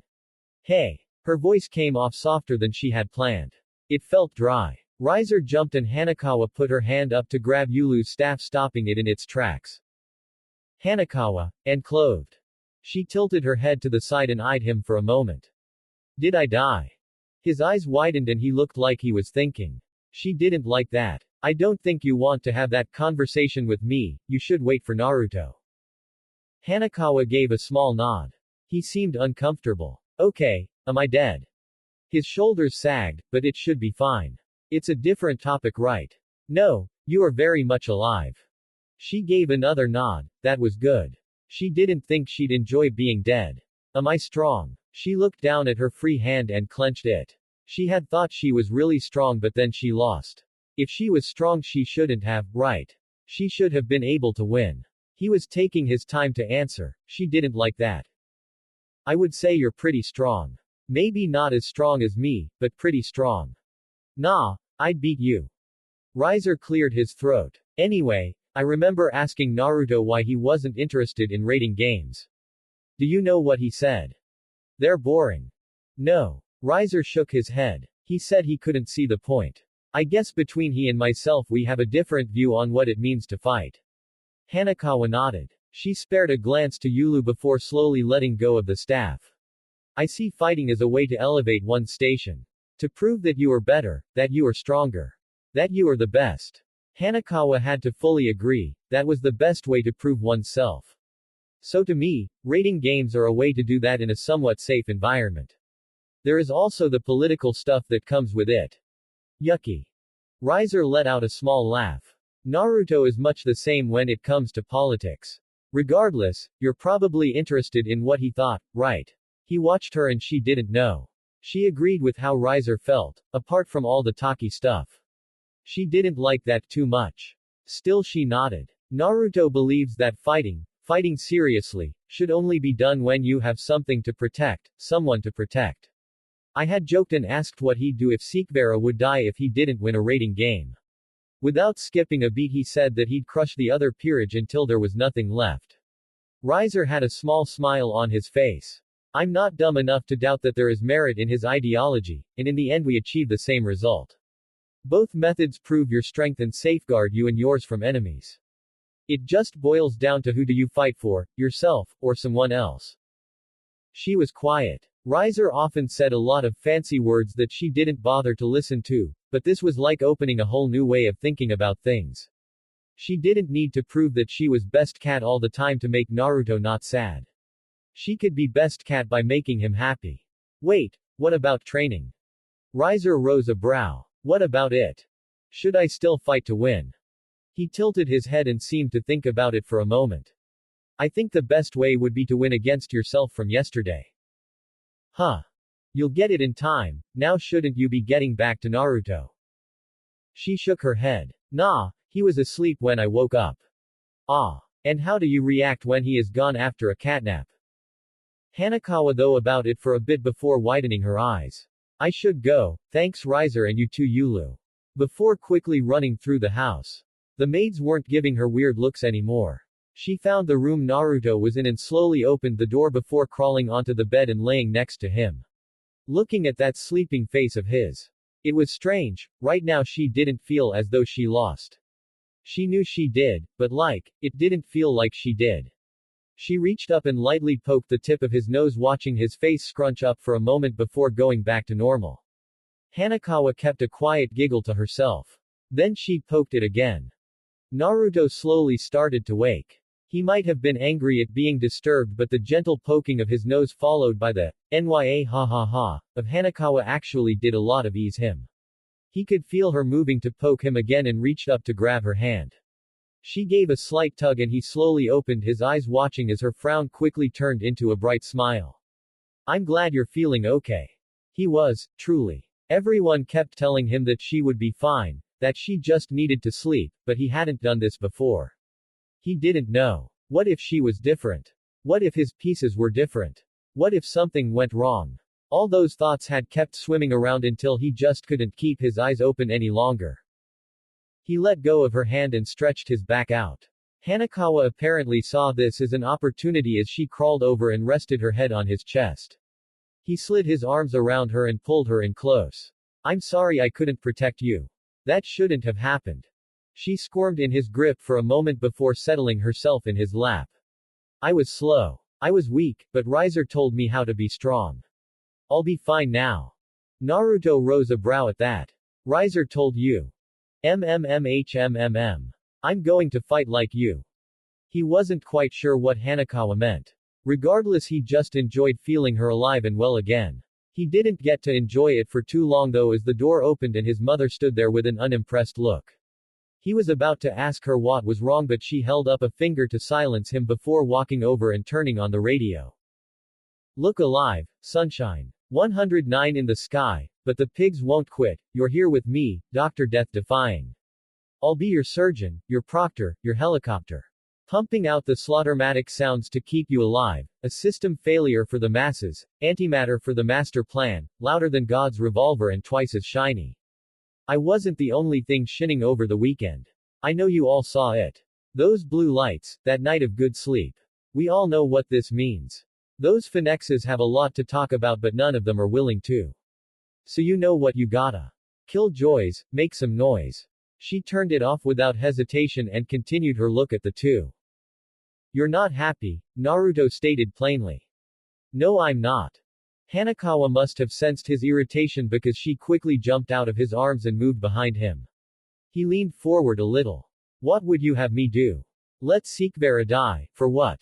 To keep a secret for a week more. He stopped as she held her hand up. I am not unhappy at you. You did exactly as you should and I could not be more proud. She gently touched his face and gave a warm smile before withdrawing her hand and moving over to the window, opening the curtains and looking down. I am unhappy at the vultures demanding answers from us. This is a clan matter and frankly none of their concern. He watched her give a painted smile towards the crowds before stepping away from the window. So whose head are you going to be hunting? I presume Seraphal Leviathan. If she were to release information like that it would be easy enough for her to cover up that not one, but two heirs to pillar clans were attacked while in friendly territory on an assignment from her. You're not planning to do anything hasty, are you? She gave him a faint smile. No, I am not sure it was her. Even if I were, I would not, but I will remember this. I will find a way to use it. In the meantime, you two bathe, we have tailors coming. Also, I feel it is prudent to mention, separate baths Hanekawa. She had already started to move towards the door with all the grace that one could imagine. Mum. That one word stopped her in her tracks. She turned back around with a slight tip of her head as if prompting him to continue. I'd like to reduce our lessons on politics and history. I would ask for a reason as to why. Naruto watched her for a moment before folding his hands into themselves. I need to be stronger. This is not a want. What happened showed me that I'm not ready. How are people meant to put their faith in me if I can't even protect those closest to me? You are barely able to keep up with your current training regime. Do you have some plan to magically overcome this? Tears. Absolutely not. She saw him move to speak and quickly took a step forward. There was a strange fire in her eyes. No buts. They are for emergencies only. Naruto stood up and narrowed his eyes. Rating games are emergencies. That is not what I meant. Then explain what you mean. Raven took a small step back and crossed her arms under her chest. We do not know if there are other side effects of you taking tears. Other side effects. Your dreams. You talk about them more often after taking tears. You have them more often after taking tears, don't you? He did, he couldn't deny that. They are only dreams. Remind me of why you changed your name. He couldn't answer. I don't want to lose you entirely. I am still your child. Are you? They stood there, neither one blinking. He saw the tears in her eyes. Where is my boy that liked to run through the gardens? My boy that thought fighting was pointless? Where is my boy that would disrupt dinner to cheer his sister up with fart noises? He clenched his fists. He could feel that fire stirring. Locked behind doors training, learning, becoming the very thing you were telling me not to, after you told me how proud you were. After you told me I was our hope for a better future. Is this that future, Mum? One where you feel the need to scrutinize every choice I make? Tell me, are you still proud of me? He could see her shaking. He wanted to take back what he had said. He didn't. He did. He wasn't sure. He saw her lip quiver as blood slowly fell before flames licked the wound shut. Get out. Naruto blinked. He wasn't expecting that. She normally had a retort for every word he said. But this is what he wanted, wasn't it? He turned his head to Hanekawa who was shaking behind him. Let's go. He didn't look back as he crossed the hall, or even when they entered to welcoming hall. He pushed the doors open and waded through the crowd, dodging every question that came or saying that there would be an announcement later. He'd prove her wrong. He was still her son. Arys was a little miffed. She hadn't given chase when Sikvera flew off the other night. She should have, because apparently something huge happened. The Finex and Arys clans were very tight-lipped and her brother was trying to figure out just what went down. She of course had her own methods, which is why she was standing outside of the Arys household waiting to be let in. She could enter under the guise of visiting Sikvera and perhaps she would be able to worm something out of the Arys. After a few moments Lady Arys opened the doors and looked down on her. Arys could feel those pink eyes searching her for something, what exactly she didn't know. I'm here to see Sikvera. Lady Arys' eyes narrowed. I am aware. You can come in, but she was busy last that I checked. I have nothing else planned for today. I am fine to wait. Of course you are. What did she mean by that? Either way she followed the lady of the house through the waiting area. She saw that the servants appeared frantic. Did I come at a bad time? Lady Arys looked at the maids and gave 2 solid claps. Enough gossip. Back to work please, she then turned to Arys. No. But you understand how devils are. Gossip has been said to end empires. Arys remembered her mother saying that once. She wasn't quite sure how, but it made sense, especially when it started to get political. They continued forward and moved towards Sikvera's room before passing it. Arys gave it a curious look but followed Lady Arys into an area she hadn't been before. The lights were dimmer, yet warmer. The structure had become much more reinforced. They came to a large metal door that was socketed with a vast number of jewels. Arys was told to turn around and did as instructed. She heard the grinding of gears before something locked into place and Lady Arys informed Sikvera that they had company. There was a small hushed bickering from Sikvera's side before Arys was told she could come in. She opened her eyes and turned around before taking step into what seemed to be a training ground. It was littered with scorch marks and scuffs that looked to be damage from recent spells. Sikvera was in an outfit that Arys had never seen before. It was like a strange leotard mixed with a wrestler outfit. It did look to be pretty unrestrictive, she might have to look at one for herself. She eyed the others in the room, namely that strange cat girl she had heard about. She couldn't recall the name right now but well, at least it was putting its clothes back on. The final one was Naruto finex. There were a lot of rumors floating around him at the moment and Arys was quite pleased with the sight she was seeing. He wasn't dressed to train like Sikvera, rather his shirt was tossed to the side and he was in a pair of slacks and nothing else. There was a small cough that got Arys' attention. If you're quite done sizing up my future husband, hello. Arys gave a faint blush. It's good to see you all. Ah, interesting outfit though Siks. Sikvera looked down at her attire before walking over and picking up Naruto's shirt and putting it on. She looked at Naruto who had risen a brow. What, would you rather I catch a cold? Arys watched Naruto put his hand out to the side and summon his family crest before pulling out another shirt and putting it on. It's fine. Good to see you again Sarisa. I hope you don't mind us using the training room a little. Arys saw that Lady Arys didn't even flinch at first name being used. Arys herself would never dare, then again, she guessed that maybe it was different because of the situation between Naruto and Sikvera. She tried to picture calling Lady Finex by her first name, it ended in her being roasted most of the time. It is always a pleasure to watch you drag my daughter out of her listlessness, Naruto. He rubbed the back of his head and gave a small chuckle.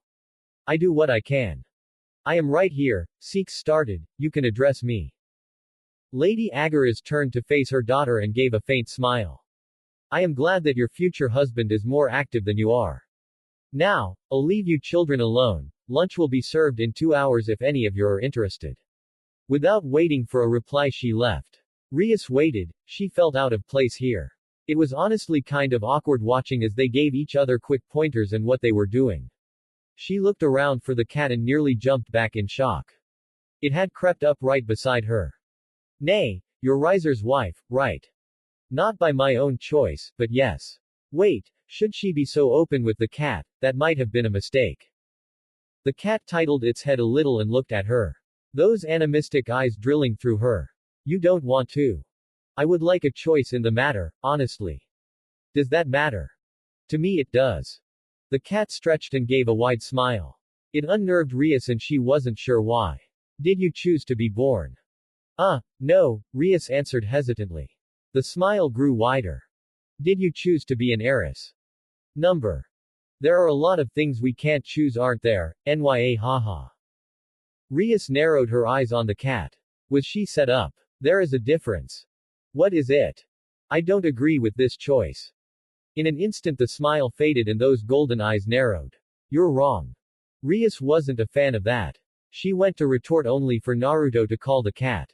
It vanished from in front of her and was by his side before she could see the cat move.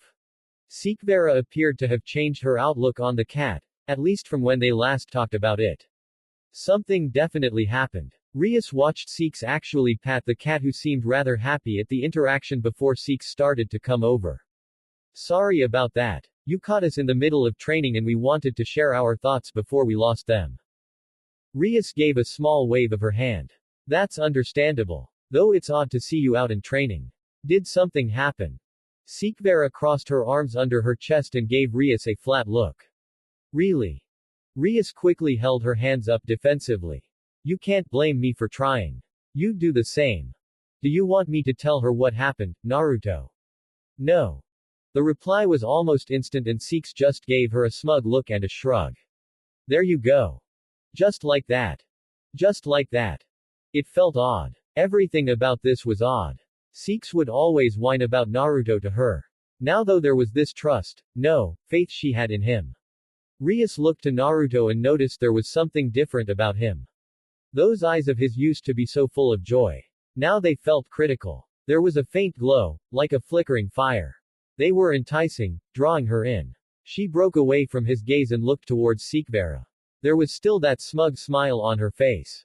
That's not all you came for, is it? It honestly was. She knew for sure that the finex were hiding something, something that the Arys were well and truly aware of. Arys could leave now. She had more information than when she came. Not much, but she had also played her hand really early and Sikhs had called her on it. It would be more difficult now, more so if they stayed together. She might be able to get Sikhs to trip up. She had no clue about how Naruto was with his words. She really hadn't spoken too much to any of the finex members. So she only knew from others how well versed they were. No one really spoke about Naruto in a battle of wit, and she could see a few reasons why that might be the case. He could be terrible and wasn't worth mentioning. He could be very, very good, or he could just not partake if one came up. Either way, she would be playing into a possibly dangerous zone. Though, she could also use Riser as an excuse to try and get him alone. That might be a good avenue. She'd play defensively. It was at first, Arys started with a cutesy smile. But if I can get one of the finex brothers alone, I might be able to find out some more about Riser. Arys could tell that Sikhs didn't appear convinced at all. Naruto, do you feel like talking to Arys about Riser? Arys looked at Naruto. The cat leant up on her toes and whispered something to him before he blinked and looked at her. If that was what she wanted to talk about, sure. But Hanekawa smells deceit on her, so I'll pass. Arys looked back at Sikvera, who gave her a small shrug. Seems like you didn't hide your intentions well enough. A shame, would have been fun to play around a bit. Sikvera gave a small shake of her head. You won't get to if Hanekawa is around. The girl can sense emotions and desires. Arys widened her eyes. That explained a fair bit about her interaction with the cat. It was also really good information that she could use. She gave a slight blow to Sikvera. Well, I guess then I'm done for the day. Play well, you three. The three gave her a quick goodbye and she left, feeling that near feral gaze from the cat on her the entire time. It was odd. She felt much more relaxed once she was out of there. Plus, while not much, she now knew to not attempt to gathering information while Hanekawa was around. That would be handy in the future. For now though, she would consider it a very minor win. Wait, that's not the only thing.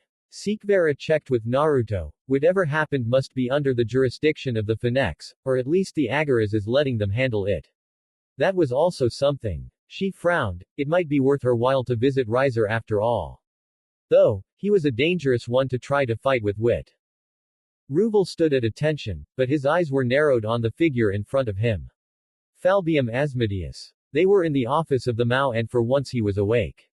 His full attention on Ruvel as he waited for the answer to his question. Is Naruto finex the Azure? Ruvel was aware that it was the burning question of the underworld at the moment.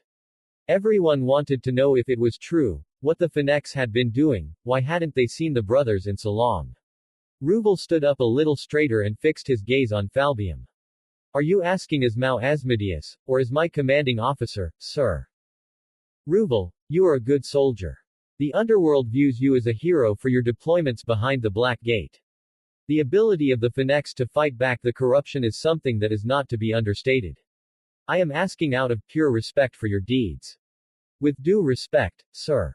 I believe that Mao made a vow to not interfere in the business of the clans so long as they worked for the betterment of the underworld and to treat all clans, even those they hailed from, with impartial fairness. Son, I am trying to find out for the betterment of the underworld. Sir, 2 days ago no more than 15 fallen angels broke into devil territory and attacked 2 clan heirs that were on a special request from Mao Leviathan. The heirs were left seriously injured and even after an application of finex tears they were not without injury. It might be for the betterment of the underworld if such an incident were properly looked into instead of covered up. Do you understand what you are saying, Ruvel? Ruvel gave a stern nod. I am saying that instead of the finex and Arys clan receiving compensation and justice for the damage done to our heirs, we were instead thrust into the public light to obscure what happened to the citizens of the underworld. So, Ruvel, I am correct in thinking that you are suggesting that either myself or Mao Leviathan have tried to sweep what has happened under the carpet and are using both the finex clan and clan Arys as a scapegoat. The air in the room was tense. Though it was nothing that Ruvel was not used to. Compared to dealing with the elders of the finex, this pressure was a slap on the wrist. That is correct. Ruvel, you are aware that such an accusation could make the finex clan enemies of the Mao, correct? I am well aware, sir. I would also like to use this private discussion to inform you that the Mao may have the sorry task of dealing with fallout that is still yet to come. As of yesterday, Lady and Lord Finex entered into discussions with the yokai regarding the trade of Finex tears, as it appears that the underworld and the Mao no longer believe their services are necessary, sir. Ruvel watched the eyes of Mao of military affairs widen. It would be interesting to see how their military would run without Finex tears. In fact, it would likely cut the strength of it by half. Every soldier that he knew had at least one vial, giving them a near second chance at a mission, a fight. Sir, I believe it might be prudent to correct something you said earlier. Without proper resolvent of this situation regarding the heirs of Finex and Arys, the Mao will make an enemy out of the Finex, and I am sure the Arys will not be far behind. Not the other way around. We just want the protection and agreements that were spoken about when we helped to win the Mao their seats, sir. You are playing a dangerous game, Ruvel. Sir. With all due respect, the Finex clan is not. What do you think that the Norse faction, or the Hindu faction would offer for the amount of tears we supply the underworld each year? He waited for the thoughts to circulate through Falbium's mind. Then there is raiding games, sir. They have recently started to have a drastic increase in popularity, namely due to the allowance of Finex tears in high-stakes matches. How would you explain to the public that there would be a rewrite of their favorite pastime? There have even been reports of devils using tears to help with sexual reproductivity. A silence formed between the two as they watched one another. Eventually Falbium let his shoulders sag. Ruvel knew why. There was too much at stake. What does the Finex clan want? I will have Lord and Lady Finex draft up a contract. We will of course need our allies to check it, then we shall send it to the Mao, sir. Falbium gave a small nod. Very well, I will inform the Mao that a meeting will be had once the contract hits my desk. You may leave. Ruvel turned on his feet and headed to the door. Also, well played, Ruvel. Ruvel gave a small shake of his head. Sadly it wasn't, sir. The actions of your comrades have put you in a fragile position. With that he left. The guards on the other side of the door giving him a small salute as he passed. Was what he just did dangerous? Beyond a shadow of a doubt, yes. But it was needed. The Mao have been breaking their promises for a long time now and they needed to be brought back into line. Still, maybe this type of win would get his mother out of her funk. He left the building and gave a tired sigh before sprouting his wings and heading home. He saw Raven in the garden and dropped down beside her. She didn't turn and just continued to look at the flowers. Do you know that I remember every flower you children planted? Her voice was soft and she knelt down beside a patch. We don't see you in the garden all that much. No, I am hopeless when it comes to plants. But that doesn't mean that I don't know of them. Ruvel, do you remember what you planted with me? He thought for a while before shrugging. I think it was yellow. The yellow tulip. It means bright smile. You're not the only one. All of you children planted yellow flowers. Ruvel looked past her, there was more coming. She was not in front of a patch of yellow flowers. I sense a but coming. Do you remember what Naruto planted? You said it was interesting. He couldn't recall the conversation. I can't say that I do. The iris, I thought it was odd myself. Now though I find it wholly fitting. Do you know what the iris stands for? Mother, you know I don't. I never really was one for flowers. Faith, trust, wisdom, valor and hope. Ruvel pursed his lips together and looked at the flowers in front of her. They meant very little to him, but he wasn't sure he could say the same for his mother. You're thinking about your argument still. No. He is right, it does not mean that I have to like it, but he is right. I won't disallow the use of tears for his training, but I would feel better if he didn't use them. I will let him know when he chooses to return. Speaking of, Ruvel started, when you're done walking through the gardens. I believe I have something you might be interested in. Raven turned to face him with a curious glance. Falbium tried to push for information on the azure. One thing led to another and the Mao are waiting to hear our demands for the continued trade of Finex tears in the underworld. Raven turned around fully and faced him. Her eyes closed for a moment as a pleasant smile swam across her face. This is indeed something I am interested in. You'll have to tell me more. Sikvera looked at herself in the mirror. She reached down and felt around her stomach with a grimace. The past few days she had spent a fair bit of time with Naruto and Hanekawa training. That also meant she had spent a fair bit of time seeing the next to naked Hanekawa, and Six wasn't able to help but compare their bodies. There was a lot that went into it. Firstly, as fair as she knew, Hanekawa had not lived a life of luxury as she had. There was also their genetics and how Hanekawa fought. The cat was fast and agile. Hanekawa knew that and used it when sparring with her earlier. It had also showed her that despite her planning she needed to work on her actual skills when it came to combat. Which she was, but it would take time. It also did not help that there was a big event being hosted at the Finex castle in a few days and she was feeling fat. Six could tell she could probably do with losing a little around her waist and stomach. Not much, just a little. Probably also tone up just a touch. She also didn't really want to think about the Finex family at the moment. Each of them was stunning. She would admit to having the privilege of joining them for a beach day with the rest of her family. Riser and Revel were the least toned of the family, Revel due to her age, but even still Riser had an attractive body. His personality could do with a little bit of work, but overall he was actually pretty good compared to most heirs out there. Naruto and Revel though, it was like getting a glimpse of her future and she really enjoyed what she saw. Lord Finex of course looked good for his age, but he just didn't have the same appeal as his children. When Sikvera saw Raven she understood why. Raven was plain unfair. Sikvera had tried to find a single flaw on the woman but there wasn't. She was perfect in every way. Even her damn ratios were perfect. She didn't even want to think what Revel would look like in 10 years, that was a scary thought. If she took even closely after her mother then the Finex brothers might have their hands full. Raven's perfect genes made her feel poorly about her own body. It didn't help that everyone told Sikvera how pretty she was, she needed to hear it from Raven. And that was a tough fact for her to swallow. Raven always called her adorable or cute, like a child. She wanted to be a walking wet dream for some horny teen like Lady Finex, or fuck even Hanekawa. Nya haha. She could hear that cat mocking her even now. Wait. She blinked and saw Hanekawa in the reflection of the mirror. There was a wide smile on her face. Dirty thoughts. Sikvera tried to purge them from her mind as she looked at the cat stretching itself out on her bed.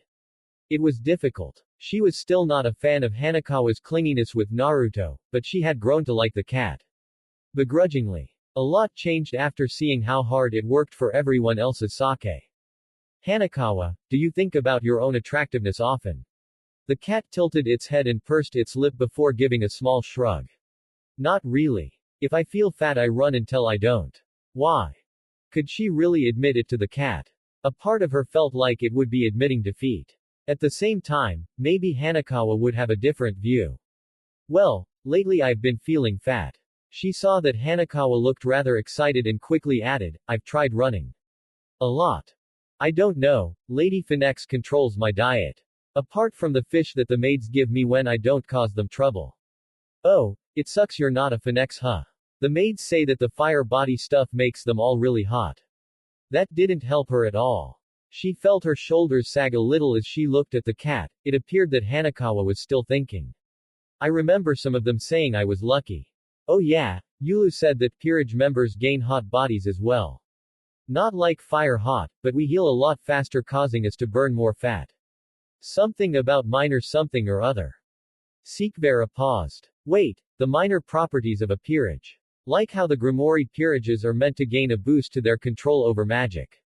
If the Finex peerages gain a minor regenerative property that could greatly improve her ability to not only train, but if Hanekawa was remembering right maybe even shed this bit of fat she wanted gone. Then there were also the benefits she would get from Naruto's Queen Piece, getting a boon to all of her attributes. This was honestly seeming to be a better and better deal for her. Where is Naruto at the moment? Sparring with Revel, that's why I'm here. Revel is here. Uh-huh. The thought of the older Finex boys topless and wreathed in flames flickered through her head. Dirty thoughts, Nya haha. I think I'm allowed to have dirty thoughts of my husband-to-be. Or does that bother you? Hanekawa tilted her head to the side. Did they include me? Fuck, they did now. Damn it. Wait, was her tongue like a cat's? No, bad Sikhs. No, no, no. She kept trying to push them out but a new and different image came in each time. She could not deny that the thought of Hanekawa devouring her wasn't enticing. Though being a Sikhvara sandwich between Hanekawa and Lady Finex also appeared and that one was much, much naughtier. How the hell was she supposed to face her mother-in-law now? She blinked. Hanekawa was really close. She could feel that cat's breath against her skin. Nah, Thai girl tilde. Stop, please. She needed time to think, time to clear her head. Do you want a kiss? Maybe later. Wait. Later than Seek. Sikhvara blinked as Hanekawa walked out of her room leaving her with a stupefied expression on her face. The cat had beaten her. That wasn't fair at all. Hanekawa cheated, she attacked Sikhvara in the places she was weak. Sikhs looked down, at least she was wearing panties. Wait, not even Naruto had seen her this nude yet. Quickly she got dressed, fully, before heading out to find him, also to give Hanekawa a piece of her mind about playing dirty like that. Using her ability to sense desire and continuing to push Sikh's buttons was not fair, not in the slightest and you know what, no, Naruto could listen to her gripe about something for once. She deserved it. With a graceful haste she made her way down and entered the observation area. Inside the training area she saw Naruto and Ruble appearing as flashes of light and streaks of flaming energy as they chased and clashed around the room. There was a break in the sparks and she watched the brothers land across from each other as their bodies were quickly pieced back together by their respective flames. Her eyes narrowed. It was no joke that Ruble was incredibly strong. He was a top ranker in rating games, so to her this was a cut and dry fight. Ruble would win every time. Still, she did like the chance to try and learn little tips and trick from these high-speed clashes. Ruble. Yeah, Naruto. Your incineration fist, have you ever tried to make it more than a fist? She watched as Ruble rose a brow before starting to panic as Naruto took a stance. She hadn't seen this one before, what was he going to show? She leaned forward, nearly pressing her face against the glass only for Naruto to start laughing. Sorry, but nah, I can't do that yet. I can only get a dozen or so seconds out of your incineration fist before I'm tuckered. Ruble cleared his throat and stretched out. Okay, show me. Your fist against mine. Sikhvara was now fully on board with this. She watched Ruble's fist turn to molten rock as fire licked up his arm. The rating game announcers say that this technique is only beaten in offensive potential by power of destruction, but it was incredibly draining, at least from her understanding. Naruto took another stance and let out a slow breath. The ground beneath him splintered and she could feel the flux of energy from here. This was not refined at all. Ruble's looked almost natural, well-crafted, polished. Her husband-to-be would of course brute force his way to the same level. There was a flash of blue and when Sikhs could see again there was a ring of flaming blue feathers acting as a mantle on Naruto that flowed down his right arm turning it into a blazing white-hot flame. No wonder you can't hold it for long. That isn't incineration fist. That's something else. No time to talk. Naruto shouted out before vanishing again in a blur of speed. She caught the brief pause when he appeared again and thrust his fist forward. She was grateful that Ruble dodged. The finex regeneration was amazing but when Naruto punched it was like an explosion happens at the apex of the punch. Ruble was right, this was a different ability. She'd watched Ruble's games enough to know his technique needed to directly touch the opponent, but if it did it would literally melt through them. She watched Ruble cleave up a portion of the training ground as his hand melted into the floor in order to dodge another blast from his younger brother which broke apart the torn-up cover. The two brothers landed on opposite sides of the ground, each crouched with the flaming arms back before charging forward and clashing in the center. There was a brilliant explosion out past Ruble as the fists his and she watched a portion of him reform from flame. They weren't budging. They were evenly matched. She couldn't pull her eyes away. That was until Naruto's flames started to flick and a quick, "Oh shit," was yelped out before his flames vanished entirely and Ruble punched off a large part of his torso.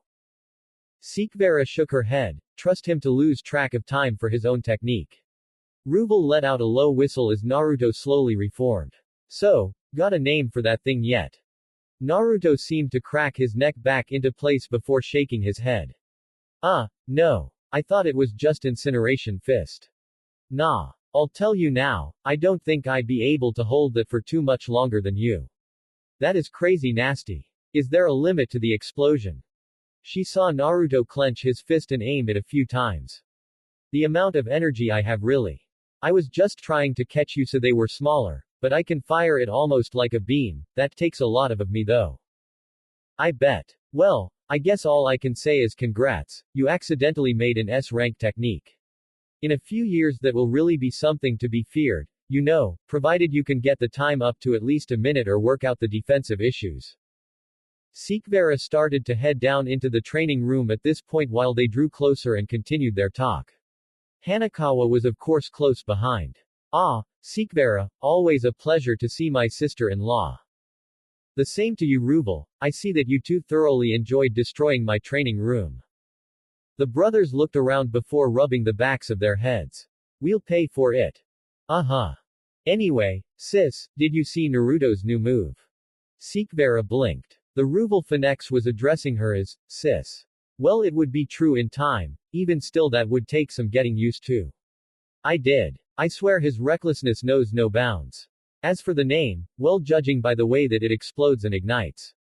Why not combustion fist? She offered and could see the brothers testing the name a few times. You honor us with your elegance Lady Sekvera, Ruvel offered playfully. Yes, praise me all you want. But if I may have a moment with Naruto I believe I still owe him something. She feels fat and wants to become your queen so she isn't. Hanekawa did not help. Sekvera quickly looked to the two brothers. Naruto looked like he didn't know what to do. He could defend her, she would like that, but at least it was better than Ruvel who was trying his best not to laugh. That is not the only reason, but I do consider that a large benefit. I mean no offense, but the Finex clan is remarkable athletic despite not many of you actually training. She would attempt to play it off a little. None taken, sis. But yeah, maybe we should start advertising that for our peerages, might make recruitment easier in some cases, join the Finex and become the new you. Or something like that. And people say I need to take things seriously, muttered her husband-to-be. Ruvel though just laughed his comment off. Well, I'll leave you three to do teenage things. Don't do anything that I wouldn't. Oh, also, Naruto.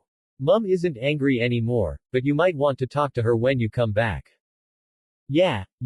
Tell her I'll be back for dinner. Oh, also Hanekawa can you go back with Ruvel? I need to talk to Sekvera for a bit and you can be pretty distracting at times.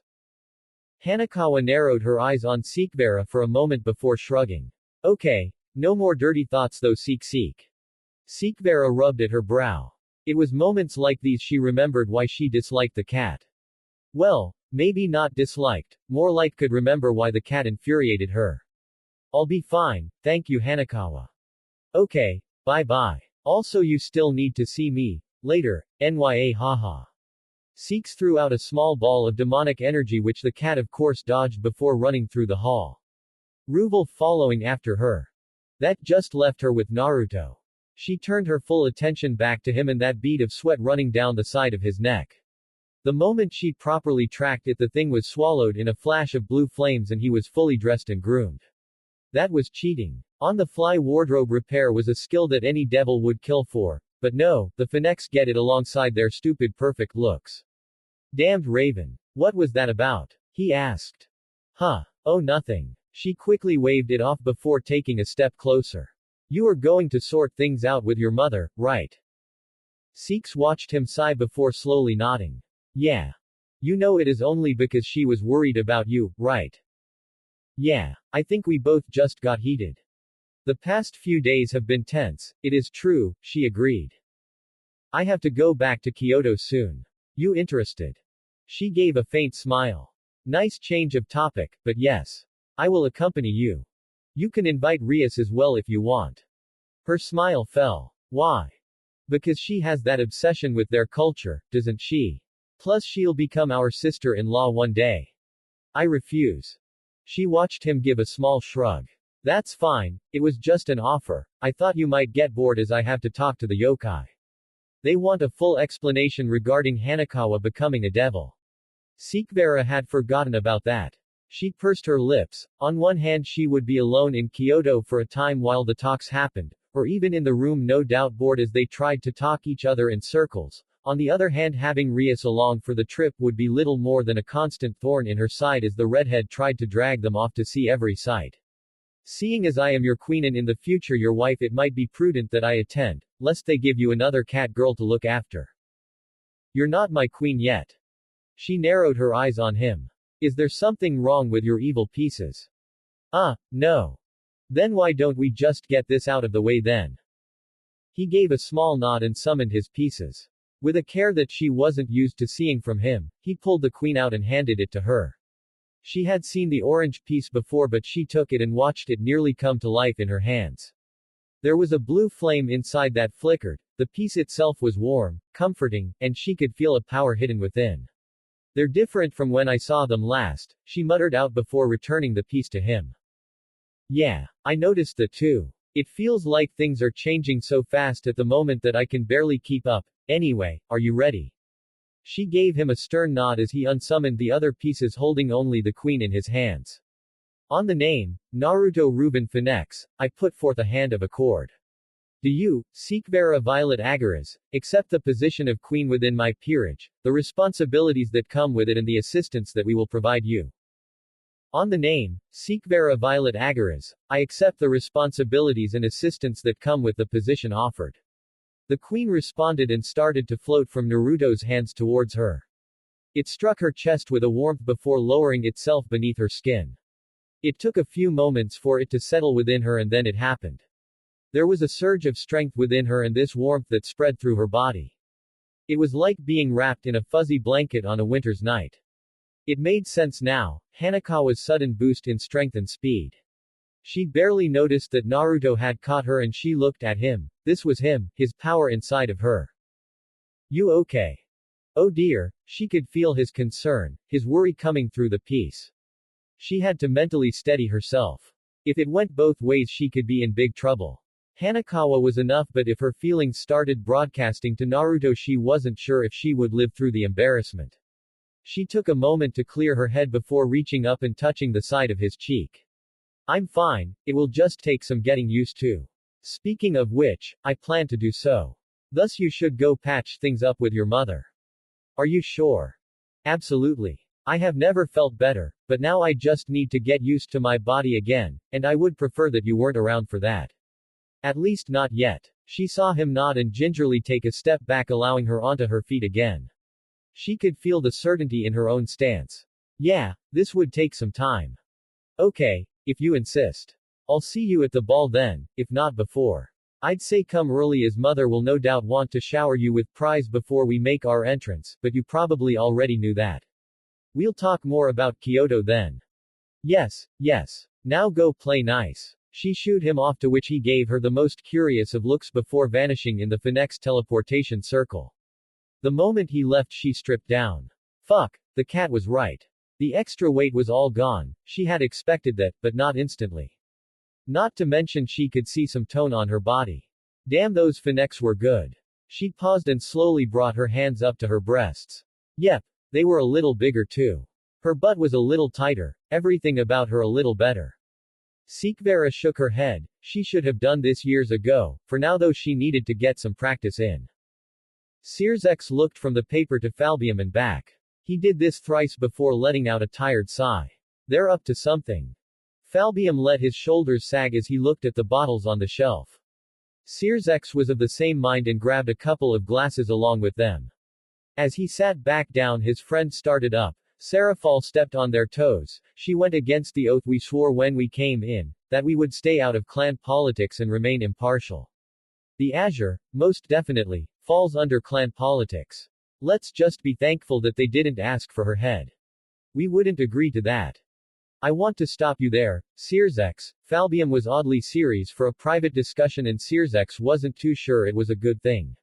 We do have a ceasefire with the Angels and fallen factions, but there are other forces out there that would be all too happy to swoop in and destroy us. The old Satan faction, the Hinda faction if we sneeze wrong on their land.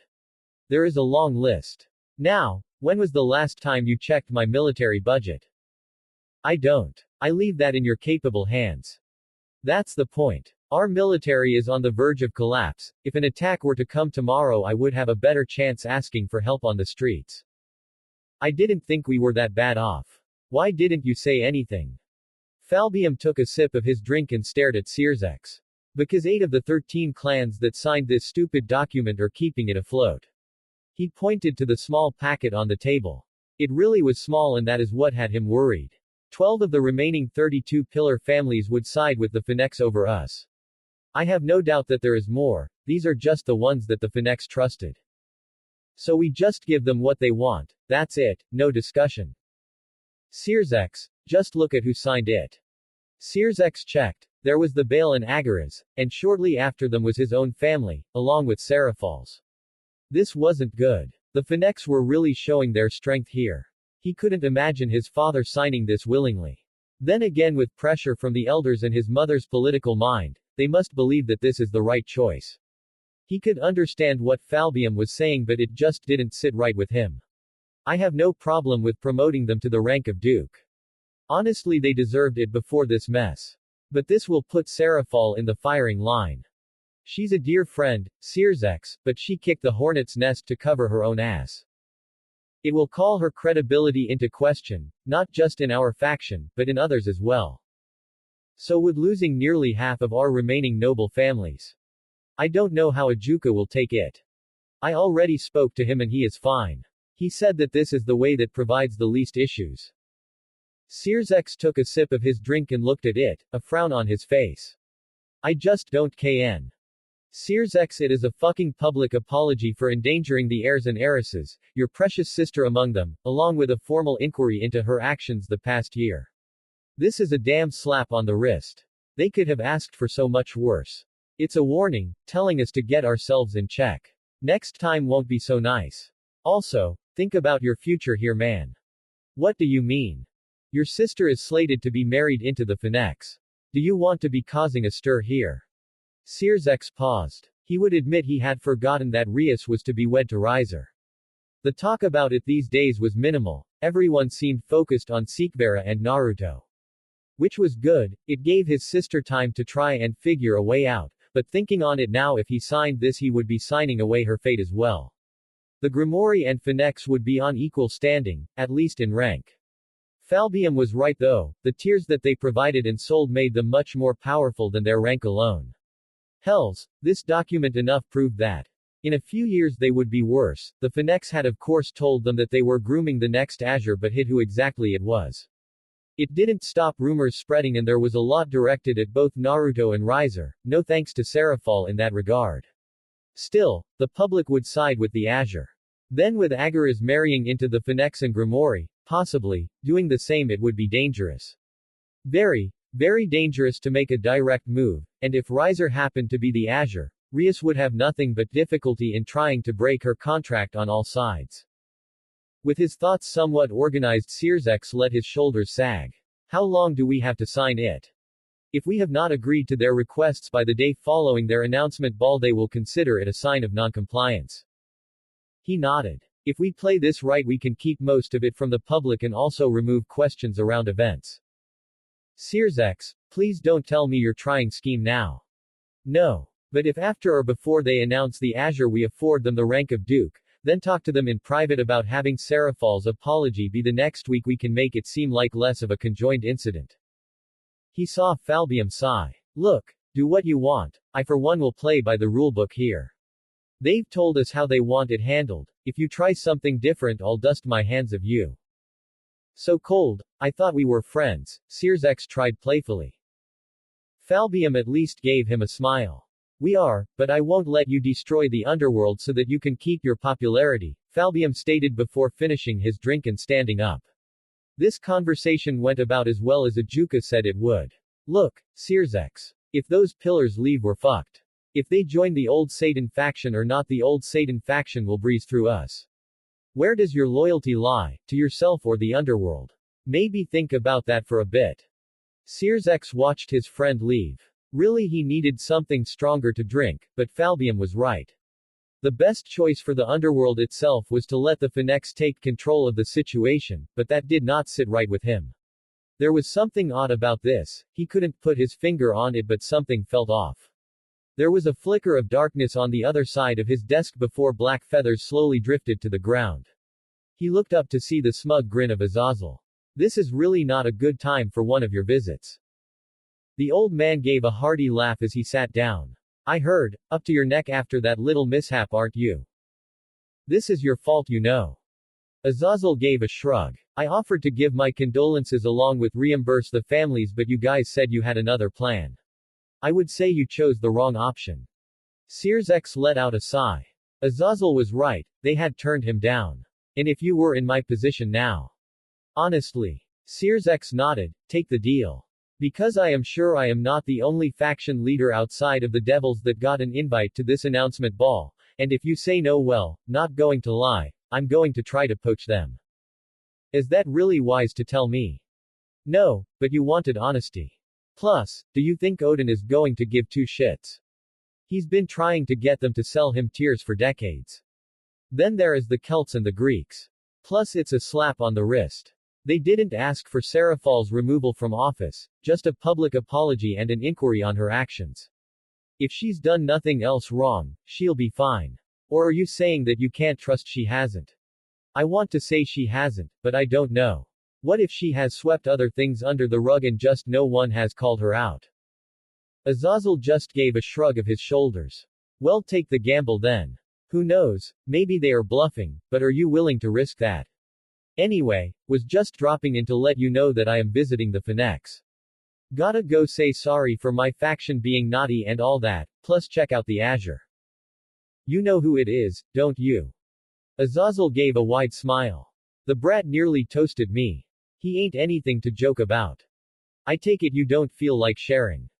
Look, I'll tell you if you can get me half as hard as Lady Finex's glare did. Like, damn, I want that woman to step on me. I would call her mommy. Sears X just hung his head. Yeah, I'm good, just go get blue-balled. You know I will. Naruto fiddled with his outfit for the umpteenth time, it just wouldn't sit right. He had to admit while he had missed the tailor after his fight with his mother, the emergency one she called did excellent work. If only he could get the damn thing to sit right. He was stuck in front of the mirror adjusting the capping of his shoulders. They were meant to make him look a little wider, plus act as some cool extension for his ability. In short, it would become a cape made of flames, which he thought was really cool. The rest of the outfit was white with blue and gold trims littered over to give a more formal and regal feeling. Seekvera sighed and came over. She stood him up straight and made the small adjustments to his shirt and shoulders. Better. Much, thank you. He had to say she looked stunning. He had been the only one to see her since her helpers had finished getting her ready. He wasn't complaining now that he saw the finished result, but at the time he thought that 12 people helping one get dressed may have been a bit much. He also needed to be in the room for some reason. It wasn't until she was finished that he saw why. Some of them had been tailors designing her dress on the fly to match his. He had to give her kudos on that. He really hadn't thought how much trouble him waiting until last minute would cause her. Still, her dress was white, and when she took his arm their trims of gold and blue flowed into one another to create designs of fluttering birds. It stopped just above her breasts and hugged them tightly before flowing down to the floor. Apparently it was easy enough to walk in and Naruto would just have to take her word for it. From the back of her dress was a veil of blue silk that had white stitched through it to look like flames as she moved along with the crowning touch of phoenix feathers in her hair to hold it in place. If your eyes are done roaming my body, perhaps you can listen for when we are called. She quietly mused as she touched his cheek. Naruto gently took her hand. Or we could just run away into the night and forget about this. No chance. Your mother would kill me and then you for such a thing. You do look amazing though. I know, and you're welcome. Naruto knew his siblings were in a similar situation. Both of them finishing getting dressed and waiting to be called. He heard Revel get called and he just hoped Hanekawa had kept her dress on as she escorted the girl down. His mother and her had spent hours arguing over what she would wear. Raven wanted something long and flowing and Hanekawa wanted something short and easy to move in. They came to a compromise, and it was a simple black and gold dress that came to around her knees in length. There was a pinch at his arm that snapped him back and he saw those pink eyes of Seeks starting him down. Do try not to wander, everyone will be watching us tonight. Plus, I want to show you off. It isn't every day that I can get you to actually dress up. Most of my friends see you topless more often than not. That is not my fault. No, I do believe it is. Can't you just use that as another method to show me off? He watched her think about that for a moment and saw her blink. The blue makeup on her eyelids was something he hadn't noticed before. Or the faint dusting of gold dust across her cheeks. I suppose, but I would prefer to keep such views to myself, so that I can savor them in their plenty. Uh-huh. He saw her narrow her eyes on him. Are you saying that you don't think of me topless from time to time? This was bait, he knew it. But also knew he could only give one answer. Of course. How could I not? They're better than your imagination. People say I have a pretty active one. Oh, I guess you don't need to feel them then. He paused and she noticed if her giggle was anything to go by. I'm just playing. Let us see how well you behave tonight, He looked her up and down and gulped. Yes, let's. As if on cue he heard them announced and the doors opened. Six leaned into him and whispered, "Don't use your cape until I squeeze your arm." He nodded and stepped out with her on his arm. He felt stiff and felt her rub his arm softly. Look forward, but focus on me. You'll be fine, my big brave phoenix. It was helping, but he could still feel the eyes of everyone on him as they slowly rounded his parents and moved to the stairs. They were listing his short accomplishments, his studies, his relationship with Sikvera along with his peerage members and the joining of the clans. There was a faint squeeze on his arm and he let the fire inside flow to the cape. Then they announced it, him being the azure. He could hear a pin drop in that moment.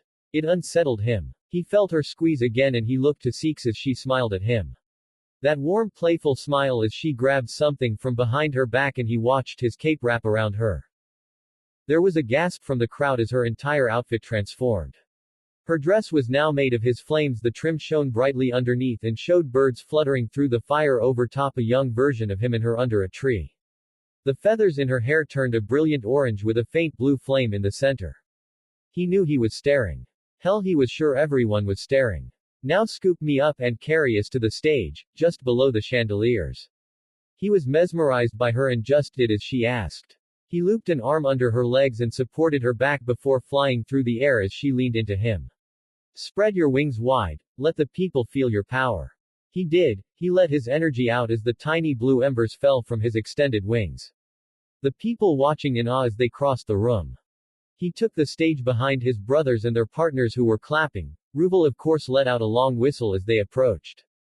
He looked out over as little nets had caught some embers holding them in the air while the chandeliers had taken the color of his flames, basking the room in a dull blue glow. He watched as Sikvera slowly drew something around her. It was a long white staff with gold wrappings coming to a basket weave at the top where a small blue fire flickered bright. Hold it with me, and tap twice.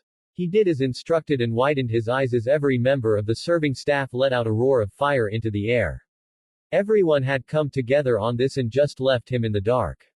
For that he was thankful. He wasn't sure he would remember his speech if he had all this to worry about as well. His mother gave a small bow to him and a microphone slowly started to ascend from the stage floor. He looked around at the room. There was a lot of people here, from everywhere. Firstly, I want to thank everyone for coming out tonight to celebrate with us, he started. His voice was a little dry but he would do his best.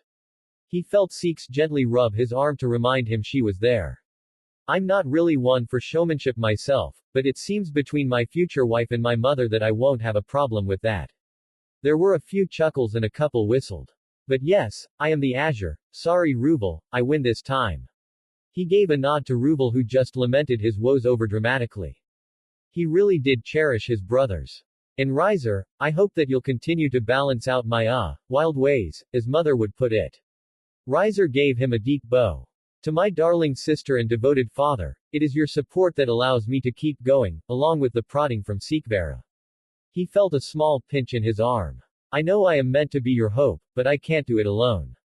So I want all of you to join me, help you make this world better than we received it. Other than that, I look forward to seeing and talking to you further tonight.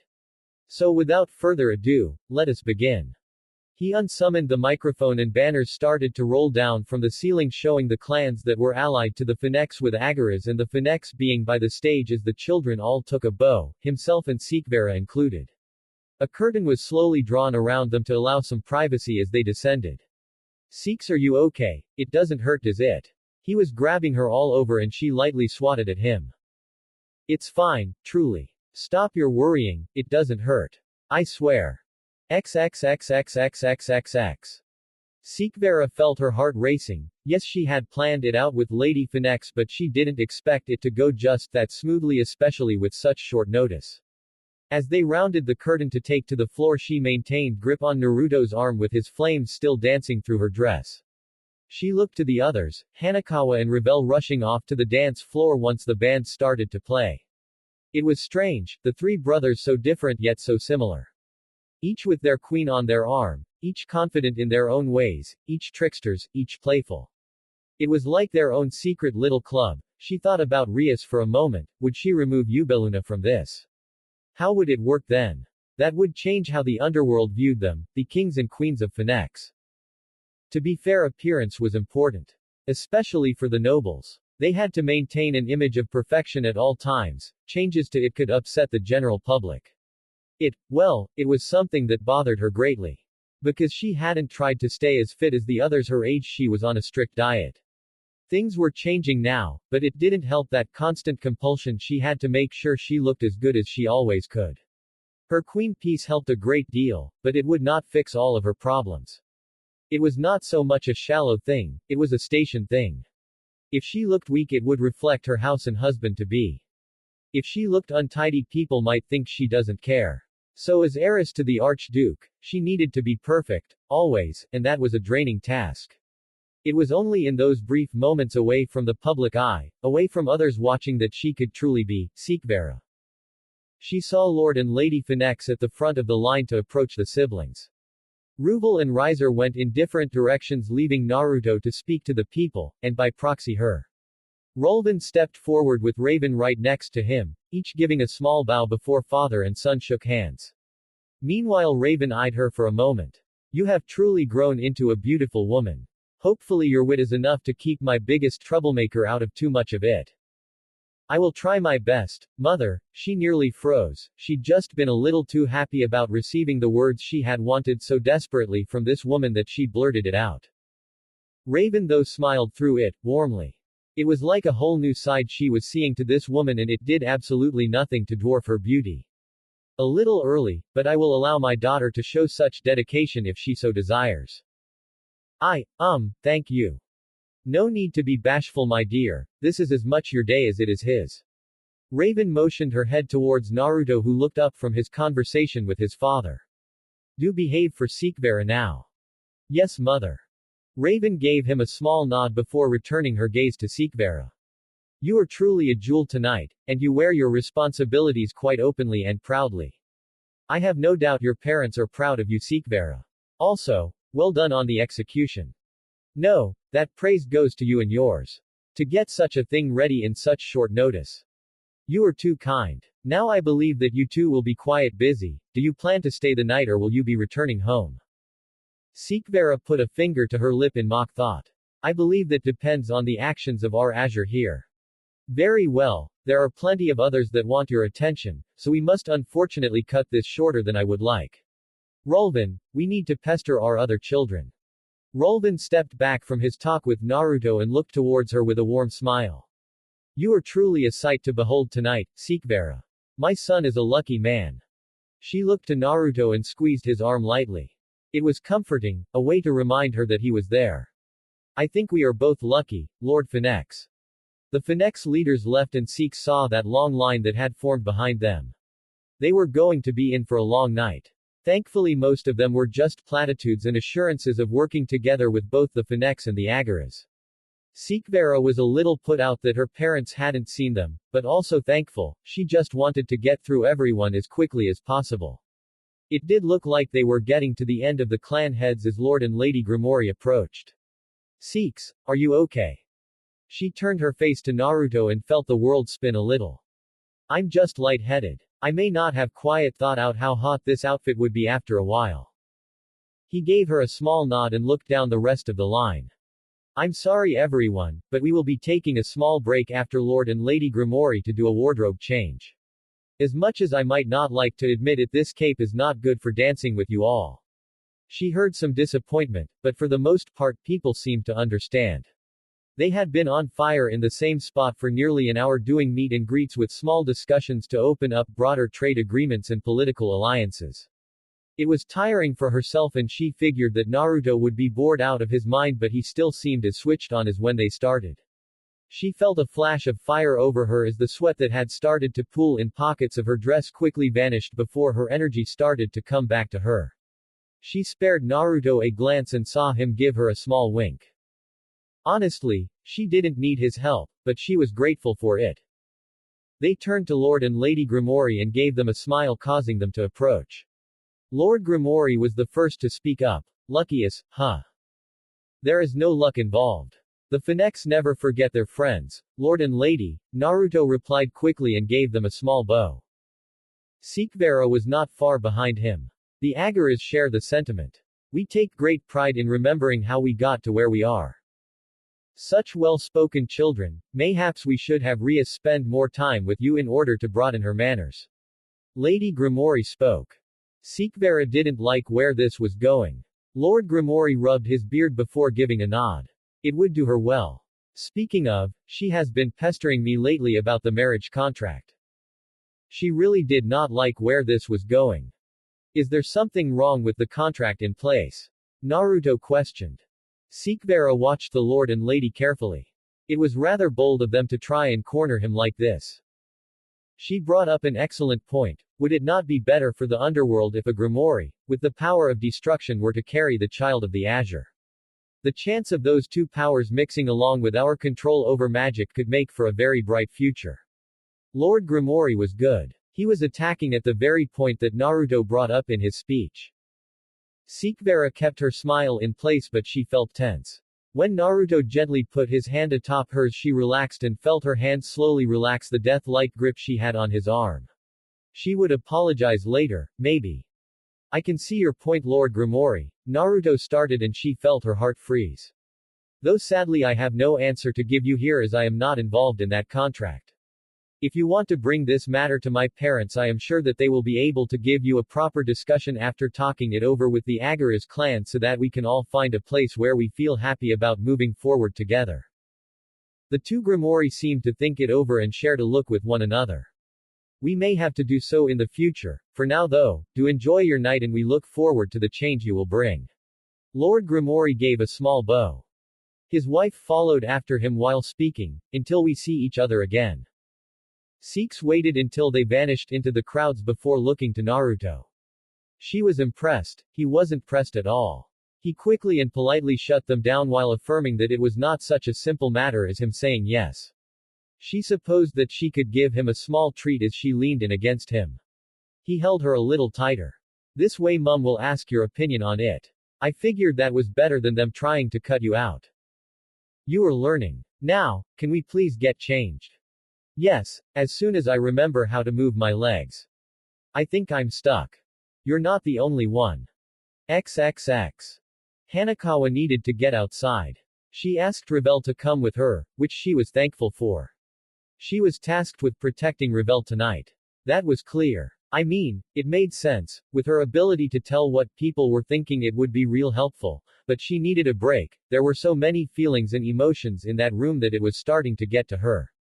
It was like everyone was yelling constantly. As she stepped outside with Revel and the doors closed behind her, she tightened her grip on the young Arys and narrowed her eyes. There was someone else here. She quickly looked around to see that dirty old man that was talking with Naruto yesterday. There was nothing but dirty thoughts about every woman that walked past him. She was just glad that Revel was not involved. Hanekawa watched as he slowly rose his hands. I don't mean any harm, just came out here to escape the looks inside. He was already seated and out of view from the main hall. It lined up, but it still didn't sit right with her. She didn't trust this man. Hanekawa looked to Revel. Go to Lady Finex and stay with her. Quickly now. She would have to praise the girl at a later date. She just nodded and ran off without question. Hanekawa watched her enter and cross the hall. Once she was standing by Raven, Hanekawa could let out a breath. Trust me, I don't want to get on the wrong side of the finex. The thing is, I don't trust you. She saw him shrug. Must have good instincts then. Normally my charm gets people to let their guard down. You're a creepy old man that wants Lady Finex to step on him. Oh. A mind reader perhaps. That would explain why you're guarding the young Arys. A smart move. Would rather be with Naruto, she muttered out and leaned against the railing. She understood that tonight was meant to be all showy and stuff, but she just wanted to cuddle with him. Was that wrong? She'd let Seek join in too, but this was too much, her head hurt. I'm sure most of the young ladies in that room and even some of the older ones would want to trade places with little Miss Arys. Hanekawa knew this man from somewhere. She had sensed him before. She'd thought that when he met with Naruto, but now that she was with him for a while, she remembered feeling him. I've met you before. She felt him tighten his defenses. I was here yesterday. No, before that, you're a fallen, aren't you? Guilty as charged, I'm afraid. Don't worry, I didn't attack you guys, I was there to punish those that did, but you all cleaned them up pretty well. That's what I was talking to the young lord about yesterday. Thank you then. What for? Without you I wouldn't be his knight. It felt a little weird, but she did feel grateful for it. He felt uncomfortable. Well, you're welcome, I guess. So what did you and Naruto talk about? Surprise and defense. Oh, not much. Mostly the usual I'm sorry it won't happen again shtick. Deceit. You're hiding something. Really? I thought I did that pretty well. Didn't even let it show outside. You don't need to, she answered tiredly. Sometimes this ability was a real pain. She saw so many things and felt so many others that she didn't want to. He let out a small hum. Well, how about this? You tell me how your ability works, and I'll tell you what we talked about. Oh, a trade. Lady Finex says she shouldn't give anything for free, so this would be good, right? She would be getting something in return for giving something. She'd be happy with that, right? I just hear things like deceit, arousal, surprise, honest, protect. But if I focus it I can see what they're thinking about. Oh. Surprise, curious. Well, try focusing on me. She did. It was blurred for a moment before she saw it clear as day. He hadn't lied, but they had talked about a lot more. Azazel, this man, wanted to do something to make it up to Naruto. Naruto gave him some strange thing that she didn't understand and he looked really happy about it. Said it would be a challenge but he was looking forward to it. Building something for Naruto. She pursed her lips. You're building something for his arms. He tapped his nose. Spot on. There is a bit more to it, but that is all technical stuff that I don't want to bore you with. That power of yours though is really strong. Can you turn it off? She shook her head. Well, if you don't mind, when Naruto comes to visit me I could have a look to see if we can't fix that for you. She snapped her gaze to him with a small snarl. Don't worry. I won't do anything if you don't want me to, and I'd make sure you could turn it back on. She relaxed. That actually sounded nice. She could get peace and quiet and no longer have these fuzzies constantly. It seems like the idea isn't completely unwanted. Hanekawa narrowed her eyes on the man. Why? Confusion. Why, what exactly? Why are you offering to help? Understanding. Regret. I want to say sorry. I fancy myself a bit of an inventor, so when I see situations that are like yours or Naruto's, a little part of me gets really excited trying to think of a way to help you guys out. Honest. Excited. I think I get it. You are helping yourself by helping us, right? Guilt. More or less. Oh, might be time for me to move on, it seems you have company. Hanekawa watched as vanished in a cloud of black feathers just as she felt that warm aura she was so used to wash over her. She turned around as Naruto stepped out with a glass in each hand. His fire cape was gone, now it just looked like he had these strange metal cappings on his shoulders. I thought I felt you out here. Concern. Relief. Yep. There's too many voices inside. Tell me about it. He was tired. He came to lean against the rail next to her and handed her one of the drinks. Only a few more hours left. Hanekawa slumped on the rail and let out a groan as she took the drink. She wasn't a big fan of this bubbly drink, it tasted weird, but if she had enough it made the fuzzies less, then a whole lot more. Do we have to? The event? Yes. But if you want to go to bed early to get away from it all I can let Mum know, she'll understand. She let out a small sigh. Nah, I'll be okay. Just need to clear my head. He gave her a nod. Okay, well, don't push yourself and if you need to escape for a bit just let us know. I won't say I understand what it is like, but I bet it's rough. She sipped at her drink and her nose scrunched up. She didn't like it. Thanks, but you should be inside. It's yours and Seek's night. We might be the stars, but you're a part of our family too. Don't forget that Hanekawa. She blinked when his hand touched the side of her face. Don't be scared to be with us, Seeks won't bite. Nya haha, maybe. I just need some air first. Go, I'll catch up, yep. She watched him eye her for a moment before she felt a wave of despair from him as he approached the doors. She held back a giggle. He was good at pretending to be happy, but she'd always be able to tell. Still she couldn't wait to get out of this clingy dress. XXX. Sarah Fall watched as the young finex went to collect the Agara's heir. This would probably be her best chance to speak to them. Had she made a mistake? Yes. She didn't know that there would be fallen angels trying to get the jump on some devils out late that night. That wasn't something she could plan for and she knew that she could have handled it better. Namely sticking to her oath of staying out of clan politics instead of using the azure to cover up the attack. She just didn't want the people to think she could make mistakes. They might think less of the Mao then, but this blew way out of her expectations. She agreed with the promotion to Duke. They had helped her settle a lot of foreign difficulties with their mercantile methods. Though she also knew that the family was much more akin to a mob family than anything else. Well, not really. Everything they did was legal. Maybe it was just the aggression that they held when securing trade contracts and property. Still that did not help her situation and she had the choice. She could play nice and things would go away or she could cause a storm. The other Mao thought that particular train of thought was wrong and she had to agree. Conversation with the yokai have just started up again thanks to Naruto finex and the finex giving them both financial assistance and medical supplies. Well, the finex were in talks with the yokai, everyone else, not so much. They also had the backing of the Agaras and by proxy the bail.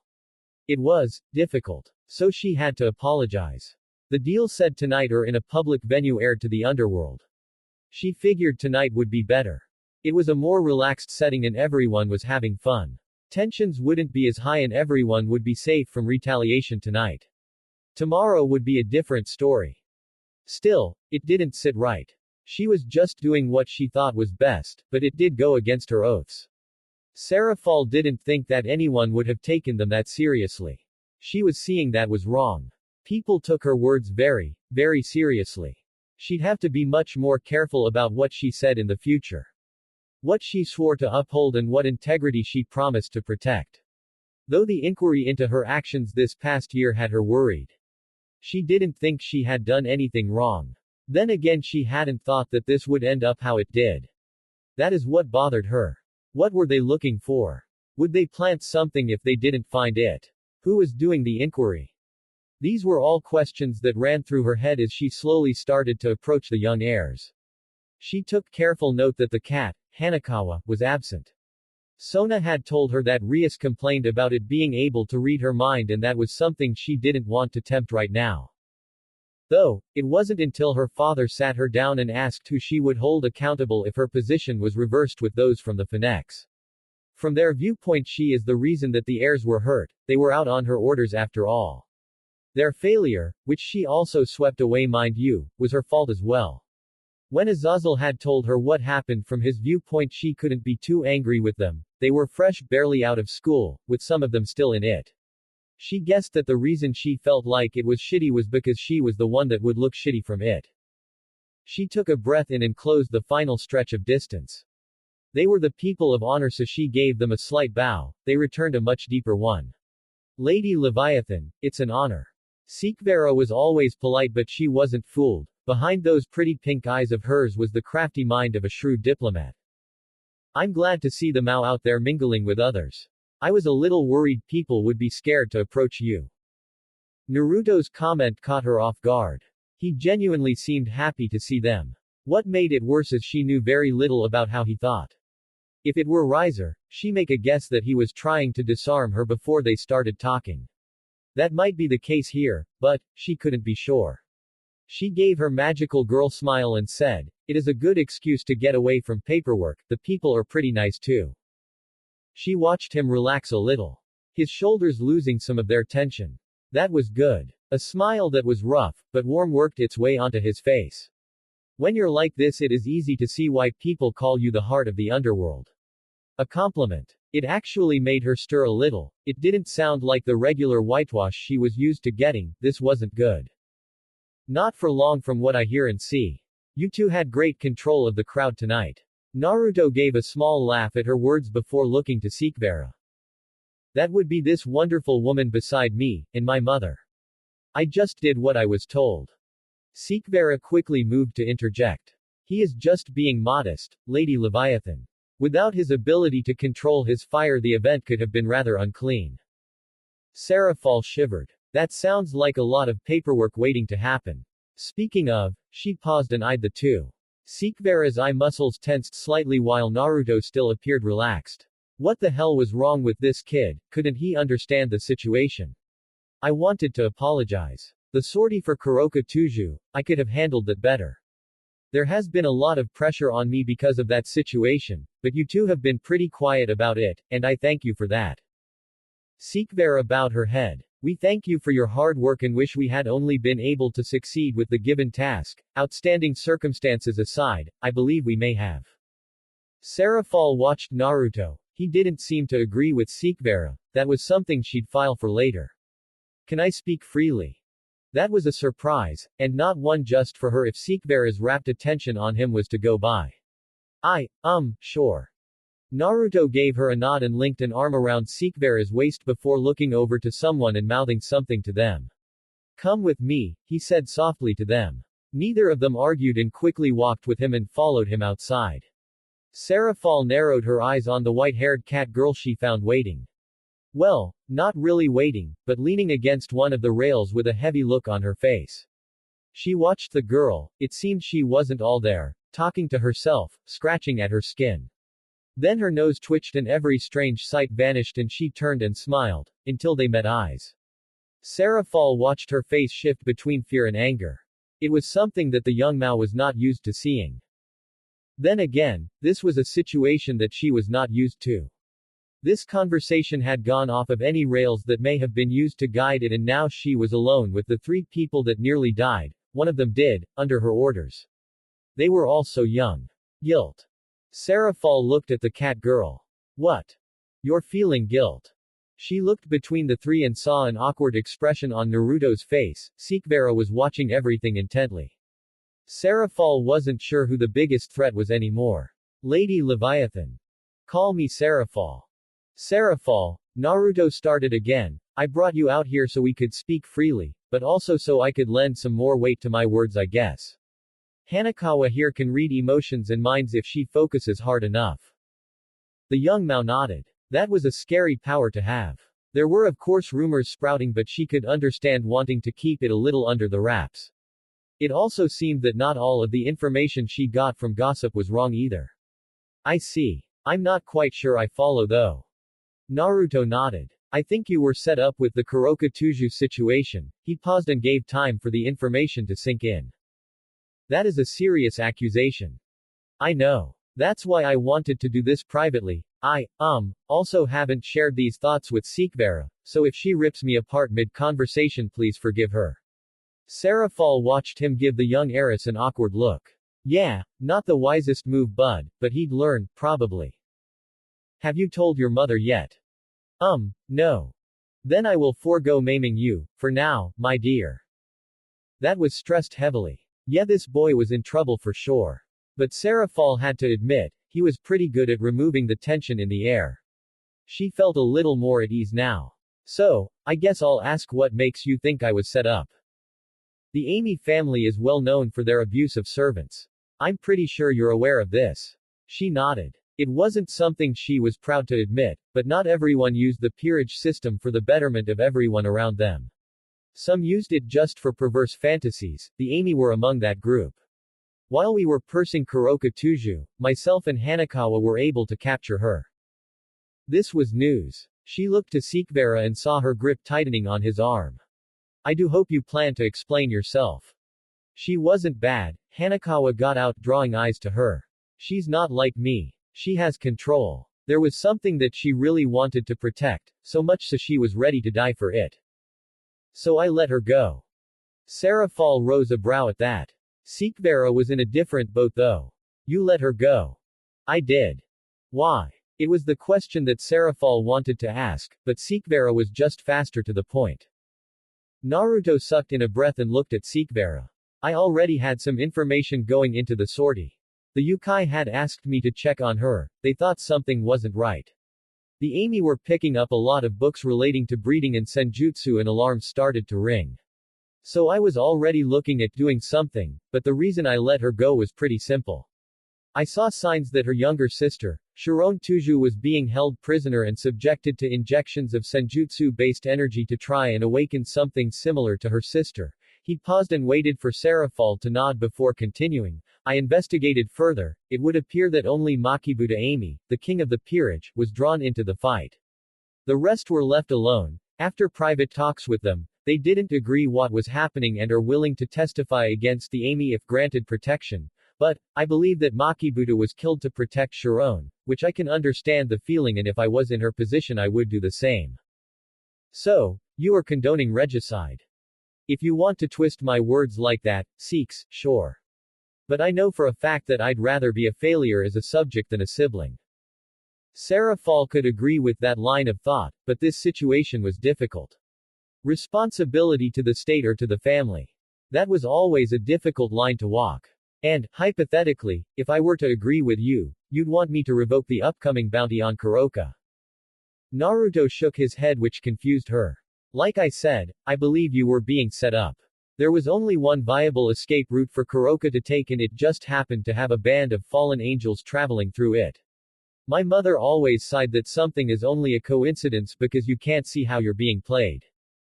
Lady Finex is wise, also ruthless, when it comes to politics. I take it that you have a plan then. I do. He paused and looked to Sikvera. I know you joked about it, but I would like to recruit Kuroka into my peerage while maintain her bounty status, maybe even raise it a little, in order to find out who is trying to take down the Mao. Really? Sikvera questioned, to which he just nodded. Fine. But please do consult me about these things in the future and not before a Mao. Thanks Sikhs, I knew you'd understand. Sarah Fall felt good that they weren't angry at each other, but this was still a difficult position to be in. You know that I can't allow that, right? Naruto gave a light cough. I know, but you said we were talking hypothetically. I know that Amao could not sign off on something like this, at least not publicly.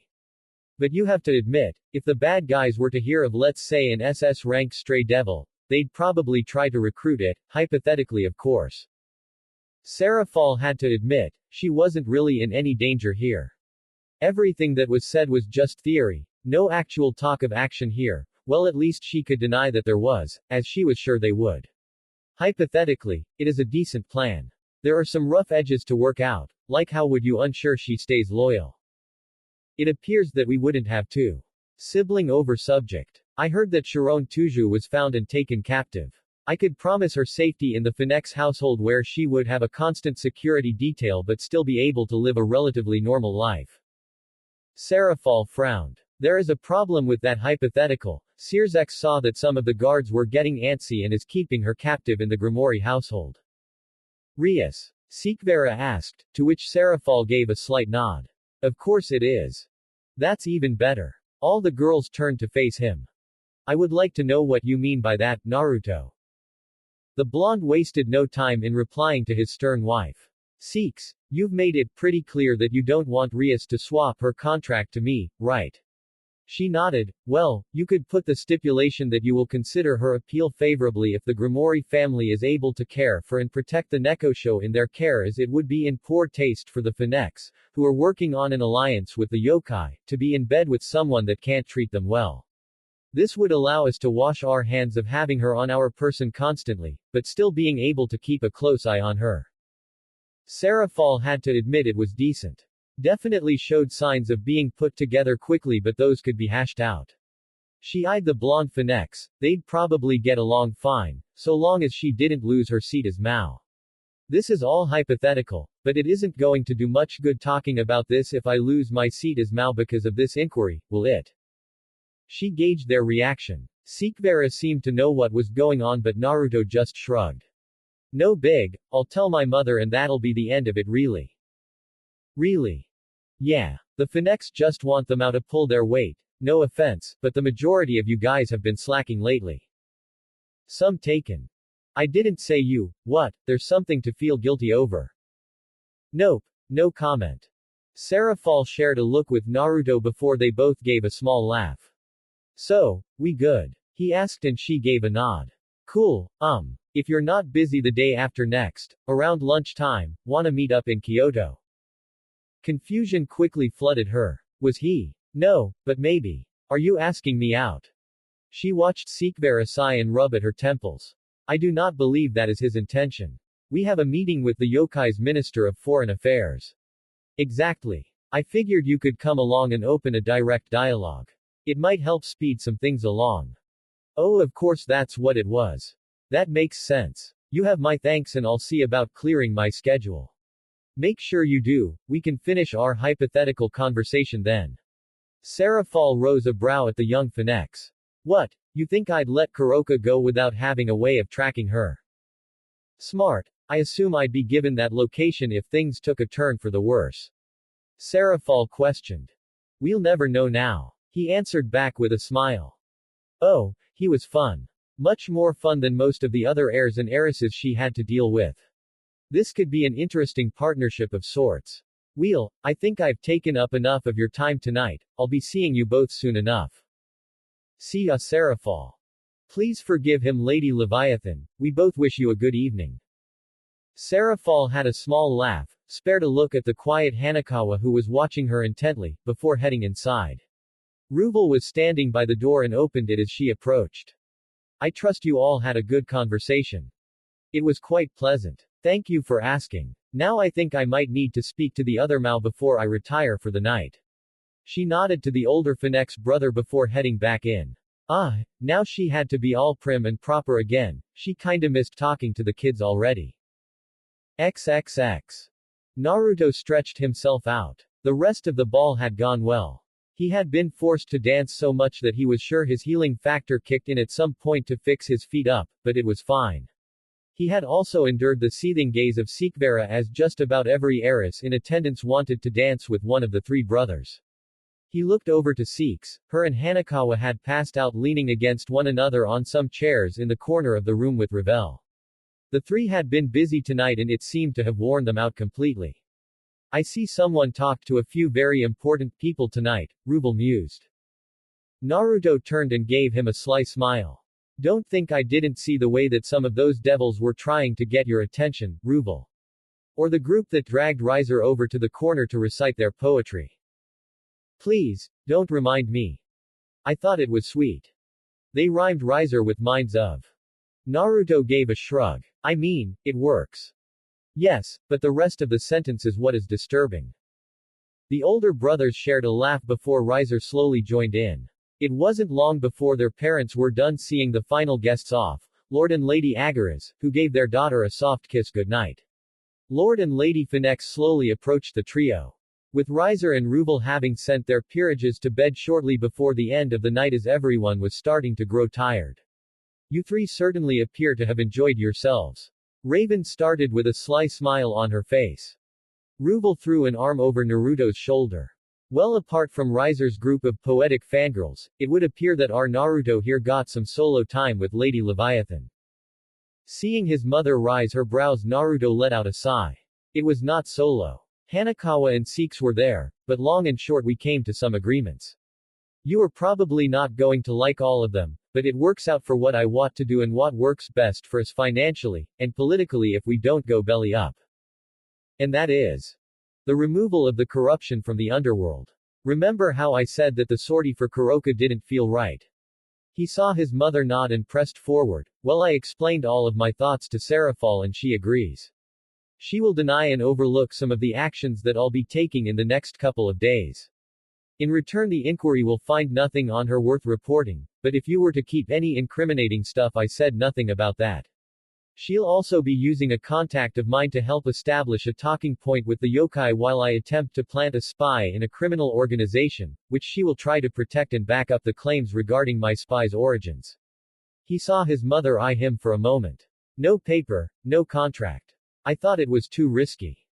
Smart. This could ruin you both. I'll be cluing the yokai in on it as well. Together, from 3 sides, we should be able to cover all our bases. I'll just need to draft up what I'm going to say to sway them. This spy of yours. Naruto knew this was coming. Kuroka Tuju. He didn't need to look at Riser to know he had a mile-wide grin. Can you trust her? I believe so. She chose sibling over subject. Just like you taught us. He looked at his mother who appeared to be in thought for a moment before slowly nodding. I will make the preparations then. Also, what is this I hear about the Grimoire trying to change a contract? I take it I'm not good enough now that everyone knows Naruto is the Azure. Riser spoke up. There was a small bit of disdain in his voice. Sekibara thinks it might just be a tantrum from Rias that her parents are acting on. Which brings us back to Kuroka. Rias has the girl's younger sister. Sears X was ahead of me on that, but it works in our favor. I already brought it up with Sekibara and Serafal. It will allow us to make sure she is kept safe, out of harm's way and most of all, not on our hands. I mentioned to Seeks that she could bring up looking favorable on the change of contract if Rias could look after and protect the Nekosho for a number of years to go in line with our favorable position with the yokai so as to not reflect poorly on us. He saw his brothers nod in line with his thoughts while Raven still appeared to be in thought. Good, that gives me enough to work with.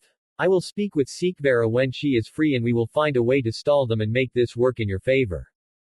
Also, I'm not a fan of them breaking a contract with my younger brother, make them work for it. Naruto watched their mother look over the brothers before sighing to herself. I want a full explanation before you leave for Kyoto. I guess I got what I sought when I taught you to rely on one another. Though hell help whichever devil tries to claim your baby sister. I cannot imagine what torture you boys will put them through. The brothers all took a pensive stance as they circled around each other. So, how are my boys doing tonight? Plotting the death of Revel's first boyfriend. The 3 bothers responded without looking up. Tears could help prolong it. No, we'd be wasting money, I can just heal the damage. Slow burn with ice. Ow, nasty. I like it. After a moment or two they pulled away and looked at their nervous father and their nodding mother. We've got a plan. They answered in unison. That's great. It sounds like you all had a good night. Riser has a poetry fan club. Ruvel got hit on by some old hag. Naruto seduced a Mao.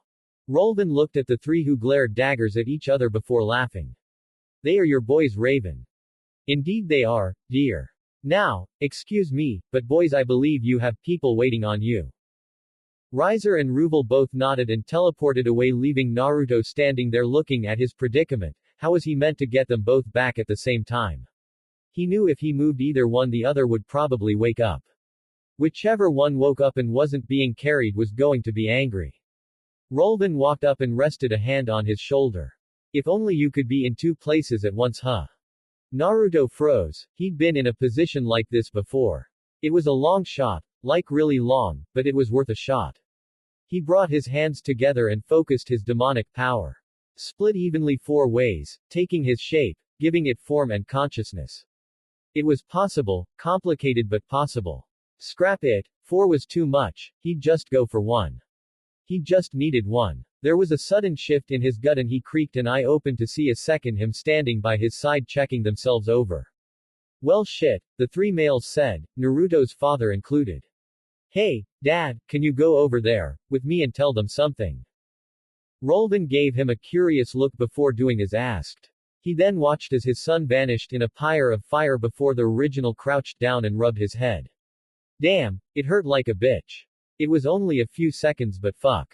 Experiencing nearly everything twice at a slightly different angle. He wondered how the dream him did it so well. As for what his father said, apparently his mother had gushed over Seeks calling her mother earlier. That was good to know. It was always difficult to tell if Raven actually liked someone that wasn't her child. So, what was the point of that? Naruto slowly stood up and made another clone. He could feel his reserves getting low. After his showmanship earlier and the long night they were already a little tapped, but this was very, very draining, creating them that is, maintaining them was nothing. It was something from a dream. When the clone dispels I learn everything it did. It's not up to the level from the dream as I think I could only have 4, at least at the moment, but they'd all be pretty weak. The dream me used hundreds at a time. Still it solves the lesson issue. No tears needed mum. We are upping my training though, using these guys for lessons and control while I do the sparing. Raven eyed him tensely. He knew what she was looking for, but he didn't have any way to show her. Very well. But for now, you need to go to bed, and take those two with you. Whatever you do we do not wish to hear it. Mum, come on. But his words fell on deaf ears as his parents walked away after picking up Ravel. That left him alone with probably his 2 biggest sources of emotional conflict. Him and the clone moved forward and picked them up bridal style. The halls were quiet and it was Hanekawa that stirred first in the clone's arms. She looked at him and then the clone before curling back up and going to sleep. Sometimes he wondered what exactly went through her head. She would just accept whatever he did without question, she never argued, even when it came to at least starting the day clothed or being clothed in public areas. Then again, he didn't really question anything she did, apart from the clothes. That was a common question. Still, she had died on his watch. That was unacceptable. Everyone was so quick to tell him that there was nothing he could have done, but there was. They could have captured Kuroka and fled before the Fallen got there. They could have stayed together, he could have finished off glasses. He should have. He knew he wouldn't make that mistake again. He would make sure his opponent was fully subdued before moving on. The thing is, she did not resent him one bit for letting her die. If there was anger, even a tiny flicker he would understand. But no, she was fine with it, she was actually partly happy it happened. And that made him feel sick and mad. Then he had Sikhs, she questioned nearly everything he did. Not out of malice, at least from what he could tell. Well, that again was mostly, peerage members always seemed to be a heated topic, so did yokai and marriages. That he understood now, and ran most things by her. No he didn't. He hardly ran anything by her first. Now thinking on it, he deserved her being angry so often. Regardless, he was getting off topic. Most of her questions were just to understand his thought process and how he got there, at least that's how it appeared to him. She had gotten seriously hurt because of him as well. It was because of these two that he was pushing himself so hard. He could still picture the Fallen holding a limp Sikvera in his arms. It was nearly enough to make him give into that fire inside. He knew the fire was dangerous, he wasn't sure how he knew it, he just did. But it had also saved Sikhs. It was why she was alive. He needed to be better. Thankfully though, Sikvera didn't stir until he reached his room. She reached up and touched his face as he opened the door and the clone filed in behind him.